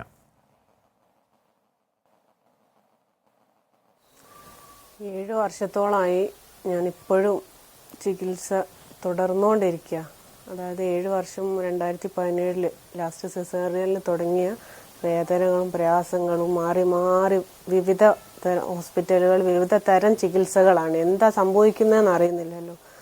അങ്ങനെ തുടങ്ങിയിട്ട് അന്ന് ഞങ്ങൾ ബിസിനസ്സുമായിട്ട് കൊല്ലത്തായിരുന്നു. അപ്പോൾ അതിൻ്റെ ആ ഒരു ബിസിനസ്സും എല്ലാം നിർത്തി ഇപ്പോൾ ഞങ്ങൾ ഒരു 7 വർഷം കൊണ്ട് ഒരു കത്രിക എടുത്ത് കഴിഞ്ഞിട്ടെങ്കിലും പ്രയാസം തീരും എന്ന് വിചാരിച്ചെടുത്ത് വീണ്ടും എത്രയോ കത്രിക എടുത്തതിന് ശേഷം തന്നെ ഒരുപാട് തവണ ഹോസ്പിറ്റലുകളിൽ വീണ്ടും പോകേണ്ട അവസ്ഥ വന്നു. ഇനി അടുത്ത ചൊവ്വാഴ്ച, അതായത് മറ്റന്നാൾ 21-ാം തീയതി അടുത്ത സർജറി, കത്രിക എടുത്ത സ്ഥാനത്ത് തന്നെ വീണ്ടും ഒരു ഫാറ്റ് രൂപത്തിൽ ഒരു ഗ്രോത്ത് വരുന്നുണ്ട്, അതിനെ റിമൂവ് ചെയ്യണമെന്നാണ് പറഞ്ഞിട്ടുള്ളത്. അപ്പോൾ നമ്മളൊരു സാമ്പത്തിക അവസ്ഥ എന്ന് പറഞ്ഞാൽ ഇതുവരെ ആരെ ആശ്രയിക്കാതെ ജീവിച്ചു പോയ ഞങ്ങൾ ഒരുപാട് കടബാധ്യതകളിലേക്ക് പോയി. ഇനിയും താങ്ങാൻ കഴിയാത്തൊരവസ്ഥയിലാണ് ഇപ്പോൾ എത്തിയിട്ടുള്ളത്. അപ്പം ഒരു ക്രൗഡ് ഫണ്ടിങ്, ഒരു ജനങ്ങളുടെ മുമ്പിലേക്ക് പോകാമെന്നൊക്കെ പറയുമ്പോൾ നമ്മളെ സംബന്ധിച്ചിടത്തോളം ഭയങ്കരമായ പ്രയാസം നമുക്കുണ്ടാകുന്നുണ്ടെങ്കിലും ഇപ്പോൾ അഭിമാനത്തേക്കാൾ നമ്മളെ ജീവനാണല്ലോ. 3 കുട്ടികൾക്ക് അമ്മ ജീവനോടെ ഇരിക്കണമല്ലോ. ആ ഒരു കാര്യം മാത്രം വിചാരിച്ചുകൊണ്ട് ഇപ്പം എല്ലാവരും മുന്നിലേക്ക് ഇറങ്ങേണ്ട അവസ്ഥയിലേക്ക് എത്തിച്ചതാണ്. ഇത്രയും വലിയ പിഴവ് സംഭവിച്ചിട്ടും ഇത്രയും തെളിവുകളുണ്ടായിട്ടും ഏതോ ഒരു ചെറിയ കുട്ടിക്ക് മനസ്സിലാവുന്ന രൂപത്തിൽ ഇത്രയും വലിയ പിഴവ് ഇന്ന് ആളുകളുടെ അടുത്തും സംഭവിച്ചു എന്നറിഞ്ഞിട്ടും റിപ്പോർട്ട് വരട്ടെ, കുറ്റപത്രം വരട്ടെ എന്ന് പറഞ്ഞ് പല രൂപത്തിൽ നിന്ന് ഗവൺമെൻറ് ആരോഗ്യവകുപ്പും ഇപ്പോൾ മൗനത്തിലാണ്. ഇനി വേറെ രക്ഷയില്ല, ഒരു രക്ഷയില്ലാത്ത അവസ്ഥ. സഹായം അഭ്യർത്ഥിക്കുന്നു. ഇവിടെ ഒരു പ്രേക്ഷകൻ ആരാണെന്ന് അറിയില്ല, ബഹുമാനപ്പെട്ട ആഷ്മിതാജ് ഇബ്രാഹിം സർ, കോഴിക്കോട് നിന്നും ഹർഷിനയുടെ SB account and mobile number ഒന്ന് പറഞ്ഞു തരാമോ? അക്കൗണ്ട് നമ്പർ ഒന്ന് കൊടുക്കാവോ? ഒരുപക്ഷെ ഇതുപോലുള്ള പ്രേക്ഷകർക്ക് സഹായകരമാവുമെങ്കിൽ, എന്താണ് 10 രൂപയുടെ സഹായം ചെയ്യുന്നെങ്കിൽ അത് ചെയ്യട്ടെ. അത്രത്തോളം ഗുരുതരമായി എന്ന് പറഞ്ഞാൽ ചെയ്യാത്ത തെറ്റിന് ഒരു കത്രിക വയറ്റിൽ പേറി, കത്രികയാണെന്നറിയാതെ അതിൻ്റെ വേദന സഹിച്ച് അതിൻ്റെ സർജറി, തുടർ സർജറി, അങ്ങനെ ജീവിതം നരകതുല്യമായ ഒരു യുവതിയാണ് KK ഹർഷിന. ഹർഷിന, ഇവിടെ താങ്കൾ പറയുന്നുണ്ട്, ഇതിപ്പോൾ അന്ന് ആരോഗ്യമന്ത്രി കൂടെയുണ്ട് എന്ന് പറയും, സമരത്തിനിറങ്ങുമ്പോൾ ആരോഗ്യമന്ത്രി പിന്നെയും പറയും കൂടെയുണ്ട്. വെറും വാക്കാണ്. കൂടെയുണ്ടെന്നല്ലാതെ കൂടെ ഉണ്ടായിട്ടില്ലെന്ന് മാത്രമല്ല, ഈ പറയുന്ന നഷ്ടപരിഹാരം വേണമെങ്കിൽ 2 ലക്ഷം രൂപ തരാം എന്നതിലേക്കൊക്കെ എത്തി. ആ നഷ്ടപരിഹാരം നിങ്ങൾ ഇക്കാലം അത്രയും ചെലവഴിച്ച തുകയുടെ അത്രയും പോലും വരില്ല. അതുകൊണ്ട് ആത്മാഭിമാനത്തിൽ ആ പണം വേണ്ട എന്ന് നിങ്ങൾ പ്രഖ്യാപിക്കുന്നു. അത് നല്ല തീരുമാനമാണ്. പക്ഷേ അന്ന് ആ കത്രിക, അറ്റ്ലീസ്റ്റ് ഒരു കത്രിക ഉണ്ടായല്ലോ, ആ കത്രിക കണ്ടപ്പോഴെങ്കിലും ആ കുറ്റവാളികളെ കൃത്യമായി കണ്ടെത്തി സംരക്ഷിക്കാതെ നടപടി ഉണ്ടായിരുന്നുവെങ്കിൽ പിന്നീട് നമ്മൾ ഇപ്പോൾ കേൾക്കുന്ന ഈ നെഗ്ലിജൻസിന്റെ വാർത്തയ്ക്ക് ഒരു പരിധിവരെ കുറവുണ്ടാകും എന്ന് കരുതുന്നുണ്ടോ ഹർഷിന, അതിൻ്റെ ഇര എന്നുള്ള നിലയ്ക്ക്? തീർച്ചയായും അത് തന്നെ നമുക്ക് എപ്പോഴും പറയാനുള്ളത്. ഓരോ ചികിത്സാ പിഴവുകൾ സംഭവിക്കുമ്പോഴും നമുക്ക് പറയാനുള്ളത്, പ്രത്യേകിച്ച് ഗവൺമെൻറ് മെഡിക്കൽ കോളേജ് പോലെയുള്ള സ്ഥാപനങ്ങളിൽ നമ്മൾ സാധാരണക്കാരും പാവപ്പെട്ടവരുമാണ് കൂടുതലായിട്ടും 75% അതിനെ ആശ്രയിക്കുന്നത്. അതുകൊണ്ട് തന്നെ നമ്മൾ മെഡിക്കൽ കോളേജിലുള്ള ഡോക്ടേഴ്സ് മുഴുവൻ മോശക്കാരാണെന്നോ ആ സ്ഥാപനം മോശമാണെന്നോ ഒന്നും ഒരിക്കലും ഒരു അഭിപ്രായം നമുക്കില്ല. ഏറ്റവും നല്ല സ്ഥാപനമാണ്, ഏറ്റവും നല്ല ഡോക്ടേഴ്സ് ഉള്ളത് തന്നെയാണ്. പക്ഷേ ഇങ്ങനെ പിഴവുകൾ വരുന്നതിൻ്റെ മുഖ്യമായ കാരണം എന്ന് പറയുന്നത്, ഇങ്ങനെ പിഴവുകൾ സംഭവിക്കുമ്പോൾ വ്യക്തമായ തെളിവുകൾ ഉണ്ടായിട്ടും, അത്രയും പകൽ പോലെ സത്യമായ തെളിവുകൾ ഉണ്ടായിട്ടും അതിന് കർശനമായൊരു നടപടി സ്വീകരിക്കുന്നില്ല എന്നുള്ളത് തന്നെയാണ്. കാരണം ഇരകളെക്കാളേറെ കുറ്റവാളികളെ സംരക്ഷിക്കുക എന്നുള്ള ഒരു നയത്തിലാണ് ഇപ്പോൾ ഈ അനുഭവത്തിൽ നിന്ന് നമുക്ക് മനസ്സിലായിട്ടുള്ളത്. നന്ദി ഹർഷിന. മറ്റന്നാൾ എന്തായാലും ഹർഷിനയുടെ ഈ ചികിത്സാ പിഴവ് ആദ്യം കൊണ്ടുവന്ന മാധ്യമ സ്ഥാപനം 24 എന്നുള്ള നിലയ്ക്ക് മറ്റന്നാൾ ആശുപത്രിയിൽ അഡ്മിറ്റ് ആകാൻ പോകുന്നു ഒരു സർജറിക്ക് കൂടി. അപ്പോൾ അത് പെട്ടെന്ന് ഭേദമാകട്ടെ എന്ന് പറഞ്ഞാൽ ഡോക്ടർമാർ ഹർഷിനോട് പറയുന്നത്, ഈ കത്രിക കുത്തു എന്ന ഭാഗത്ത് കൊഴുപ്പ് കൂടി പഴുപ്പുണ്ടാവുന്നു. ഇപ്പോൾ സർജറി കഴിഞ്ഞാലും അതിൻ്റെ തുടർ സർജറികൾ പിന്നെയും ഉണ്ടാകും. നോക്കൂ, ഒരു മെഡിക്കൽ അനാസ്ഥ എന്ന് പറഞ്ഞാൽ നഗ്നമായി പറയാവുന്ന ഒരു മെഡിക്കൽ അനാസ്ഥയ്ക്ക് ജീവിതകാലം മൊത്തം ആ വേദന പേറേണ്ടി വരുന്ന സർക്കാർ കൈവിട്ട ഒരു ഇരയുടെ ദുരവസ്ഥ. ശ്രീജിലുക്കോസ്, താങ്കൾ മറ്റ് വിദേശ രാജ്യങ്ങളുമായി കമ്പയർ ചെയ്യുന്നുണ്ടായി. ഇപ്പോൾ താങ്കൾ നേരത്തെ പറഞ്ഞ വിദേശ രാജ്യങ്ങളിലെ പുകൾപ്പറ്റ ആരോഗ്യ സംവിധാനത്തിൽ എവിടെയെങ്കിലും ഇത്തരത്തിൽ വയറ്റിലൊരു കത്രികയുമായി വർഷങ്ങളോടെ ജീവിക്കേണ്ടി വരികയും തൻ്റേതല്ലാത്ത കുറ്റത്തിന് ജീവിതകാലം മൊത്തം അതിൻ്റെ വേദന പേറേണ്ടി വരികയും ഒടുവിൽ അതിൻ്റെ ശുദ്ധമായ ചികിത്സാ പിഴവിൻ്റെ ഇരയായി ചികിത്സ തേടാൻ കേരളത്തോട് പണം തായോ എന്ന് സഹായം അഭ്യർത്ഥിക്കേണ്ടി വരുന്ന ഗതികേട് എവിടെയെങ്കിലും ഉണ്ടാവുമോ? ഒരു ICUവിൽ ഓപ്പറേഷൻ കഴിഞ്ഞ് കിടക്കുന്ന ഒരു പെൺകുട്ടിയെ, ഒരു സ്ത്രീയെ അവരുടെ പാതി മയക്കത്തിൽ പീഡിപ്പിച്ചൊരുത്തനെ സംരക്ഷിക്കാൻ നടക്കുന്ന നീക്കങ്ങൾ നമ്മൾ കണ്ടതാണ്. എവിടെയെങ്കിലും ഉണ്ടാവുമോ സാർ ഇത്തരം നടപടികൾ, ഇത്തരം വിചിത്ര ആചാരങ്ങൾ? റജി ലൂക്കോസ്. ആഷ്മി, ഞാൻ ആഷ്മിയോടൊരു ഒരു പ്രത്യേക കാര്യം പറയാം. കഴിഞ്ഞ ദിവസം ഞാൻ ആ ഡിബേറ്റിൽ പറഞ്ഞ ഹരിദാസ് സാറോ ചർച്ചയിലുണ്ടായിരുന്നു. ലോകത്തിലെ ഏറ്റവും വലിയ സമ്പന്ന വൈദ്യശാസ്ത്ര രംഗത്ത് ഏറ്റവും കുതിപ്പ് നടത്തിയിട്ടുള്ള രാജ്യമെന്ന് അവകാശപ്പെടുന്നത് US-ൽ ചികിത്സാ പിഴവിൻ്റെ പെർസെൻറ്റേജ് എന്ന് പറയുന്നത് 3.1%. കേരളത്തിൽ അത് 1.2% ഉള്ളൂ. അതാണ് പറയുന്നത് കേരളം എന്ന് പറയുന്നത് ലോകത്തിന് മാതൃകയാണ്. നിങ്ങൾക്ക് ഇവിടെ ക്രോസ് ചെക്ക് ചെയ്യാം. പക്ഷേ ഹർഷിനയുടെ കാര്യത്തിൽ തീർച്ചയായിട്ടും ഞാനൊക്കെ എത്രയോ ചർച്ചകളിൽ അവർക്കൊപ്പം നിന്നിട്ടുള്ള അത് വലിയൊരു തെറ്റ് തന്നെയാണ്. പെശക് പറ്റാത്ത ഒരു സംവിധാനം ഇന്നുവരെ ഭൂമിയിൽ ഉണ്ടായിട്ടില്ല. ഒരു പ്രോഡക്റ്റ് ഉണ്ടായിട്ടില്ല. സാറ്റലൈറ്റിന് വരെ അപകടം ഉണ്ടായിട്ടുണ്ട്. പക്ഷേ നിങ്ങളൊന്ന് മനസ്സിലാക്കണം, ഹർഷിനയ്ക്ക് ഈ വിഷയം വന്ന ഉടനെ തന്നെ സർക്കാർ അടിയന്തരമായിട്ട് 2 ലക്ഷം രൂപ അനുവദിച്ചു. ആ സഹോദരി വേണ്ടെന്ന് പറഞ്ഞു. ഒരുപക്ഷെ അവർക്കത് സംഭവിച്ച താമരശ്ശേരി എവിടെ അടിയന്തരമാണ്? ഏത് അടിയന്തരത്തിന്റെ കാര്യം അങ്ങ് പറയുന്നത്? ഏത് അടിയന്തരത്തിന്റെ കാര്യം പറയുന്നത്? നമുക്കറിയാതെ, നമ്മളാണല്ലോ ഈ വാർത്ത പുറത്തുവിട്ട് ഈ വാർത്തയ്ക്ക് പിന്നാലുണ്ട് നമ്മളാണല്ലോ. റജി ലൂക്കോസ്, എപ്പോഴാണ് 2 ലക്ഷം രൂപ എന്ന് പറഞ്ഞ ഈ പറയുന്ന കത്രിക വയറ്റിപ്പേറിക്കൊണ്ട് നടന്നു വർഷങ്ങളോളം. അതിന്റെ വേദന വർഷങ്ങളോളം അനുഭവിച്ചു. അതിനുശേഷം അത് കത്രിക പുറത്തെടുത്തു. ലാസ്റ്റിക കത്രികയാണോ മറ്റെന്തോ സാധനമാണോ എന്നുള്ള ചർച്ച നടന്നു. അത് എവിടുന്നാണെന്നുള്ള ചർച്ചകൾ വർഷങ്ങളോളം നടന്നു. ഒടുവിൽ സമരത്തിനായി സമരപന്തലിലേക്ക് എത്തി. അപ്പോഴാണ് 2 ലക്ഷം രൂപയുടെ എന്താണ് ഇവർ അനുഭവിച്ച വേദനയ്ക്ക് അക്കാലം അത്രയും അവർ മുടക്കിയ പണത്തിന്റെ കുടിശ്ശം പോലും ഇല്ലാത്ത നഷ്ടപരിഹാര പ്രഖ്യാപനം വേണ്ട എന്ന് പറയും. ആത്മാഭിമാനമുണ്ട് ഹർഷിനയ്ക്ക്. റജി ലൂക്കോസ്. അല്ല ഞാൻ തീർച്ചയായിട്ടും ഞാൻ പറഞ്ഞില്ല, അർഷീന എന്ന് പറയുന്ന ആ പാവസ്ത്രീയോടൊപ്പമാണ് ഈ കേരളീയ പൊതുസമൂഹം മുഴുവൻ. അതിലൊരു തർക്കമില്ല. അതിനെ നിങ്ങൾ വേറെ രീതിയിൽ ഡൈവേർട്ട് ചെയ്യേണ്ട ആവശ്യമില്ല. ആ ചികിത്സാ പിഴവ് സംഭവിച്ച ഡോക്ടർമാരെ പോലീസ് അന്വേഷണത്തിന് കണ്ടുപിടിക്കുകയും അവരുടെ പേരിൽ ഇപ്പൊ എഫ്ഐആർ വരെ ഇട്ടിരിക്കുക. ഒന്നും ഉണ്ടായിട്ടില്ല. മെഡിക്കൽ ബോർഡ് മെഡിക്കൽ കോളേജിന്റെ മെഡിക്കൽ ബോർഡ് കണ്ടെത്തിയിട്ടില്ല സാർ. മെഡിക്കൽ ബോർഡ് കണ്ടെത്തിയത് പോലീസാണ്. ആ പിഴവിന്റെ കാരണക്കാരനാണ് ആരാണെന്ന് അവിടുത്തെ കൂലങ്കുഷമായി ചിന്തിച്ച മെഡിക്കൽ ബോർഡ് കണ്ടെത്തിയോ? കണ്ടെത്തിയത് പോലീസാണ്. എങ്ങനെയാണ്? ഹർഷിന സമരരംഗത്തേക്ക് നിരന്തരം തെരുവിലിരുന്നപ്പോ. പറയൂ ആഷ്മി, ഒരു ഗവൺമെന്റിന് എടുക്കാവുന്ന നടപടികൾ മുഴുവൻ ഈ കാര്യത്തിൽ എടുത്തിട്ടുണ്ട്. ഈ കഴിഞ്ഞ ദിവസം ഉണ്ടായ ആ കുട്ടിയുടെ കാര്യത്തിൽ പോലും അടിയന്തരമായിട്ട് റിപ്പോർട്ട് ആവശ്യപ്പെട്ട് അടിയന്തര റിപ്പോർട്ട് ലഭിച്ച ഉടനെ ആ ഡോക്ടറെ സസ്പെൻഡ് ചെയ്തു. പക്ഷേ അതിന് വസ്തുതകൾ പിന്നെ പുറത്തു വരുന്നത്. ഞാൻ നിങ്ങളുടെ ഒരു ഒറ്റ കാര്യത്തോട് പറഞ്ഞ ചർച്ച ഞാൻ നിർത്താം. അത് നിങ്ങൾ ആലോചിക്കണം. ഇവിടെ നേരത്തെ ഹരിദാസ് സാർ പറഞ്ഞു സ്വകാര്യ ലോബി. ഞാൻ അങ്ങയെ കുറിച്ച് പറയത്തില്ല. അങ്ങനെ ഒരു ആളുമില്ലെന്ന് എനിക്ക് വളരെ വ്യക്തമായിട്ടറിയാം. അങ്ങനെ ഒരു നല്ല സുഹൃത്തൂടെ. കോട്ടയം മെഡിക്കൽ കോളേജിൽ വൃക്ക മാറ്റിവെക്കൽ ശസ്ത്രക്രിയ നടത്തുന്നുണ്ടെങ്കിൽ ഒരു വൃക്ക മാറ്റിവെക്കൽ ശസ്ത്രക്രിയക്ക് 60,000 രൂപയാണ് ചെലവ്. ഇത് മാധ്യമങ്ങൾ റിപ്പോർട്ട് ചെയ്താൽ, അല്ലെങ്കിൽ ഞങ്ങളാരും പറയുന്നതല്ല, അല്ലെങ്കിൽ വേണം അന്വേഷിച്ച് നോക്കൂ. ഇവിടെ ഒരു സ്വകാര്യ ആശുപത്രിയിൽ ലക്ഷക്കണക്കിന് രൂപയാണ്. ഡോക്ടർ വിജയകുമാറിന്റെ നേതൃത്വത്തിൽ ഹൃദയ ശസ്ത്രക്രിയ വിജയകരമായിട്ട് കോട്ടയം മെഡിക്കൽ കോളേജ് നടന്നു. 24 റിപ്പോർട്ട് ചെയ്താൽ 2 ലക്ഷം രൂപ ചെലവെന്ന്. സ്വകാര്യ ആശുപത്രി 50-60 ലക്ഷം രൂപയാണ്. ഒന്നുമില്ലെന്ന് പറഞ്ഞാലും, ഇനി എന്ത് ഗൂഢാലോചന എന്ന് പറഞ്ഞാലും, ഇനി എന്ത് മാധ്യമങ്ങളുടെ ഇടപെടൽ എന്ന് പറഞ്ഞാലും, ഹർഷിന ജീവിക്കുന്ന രക്തസാക്ഷിയാണ്.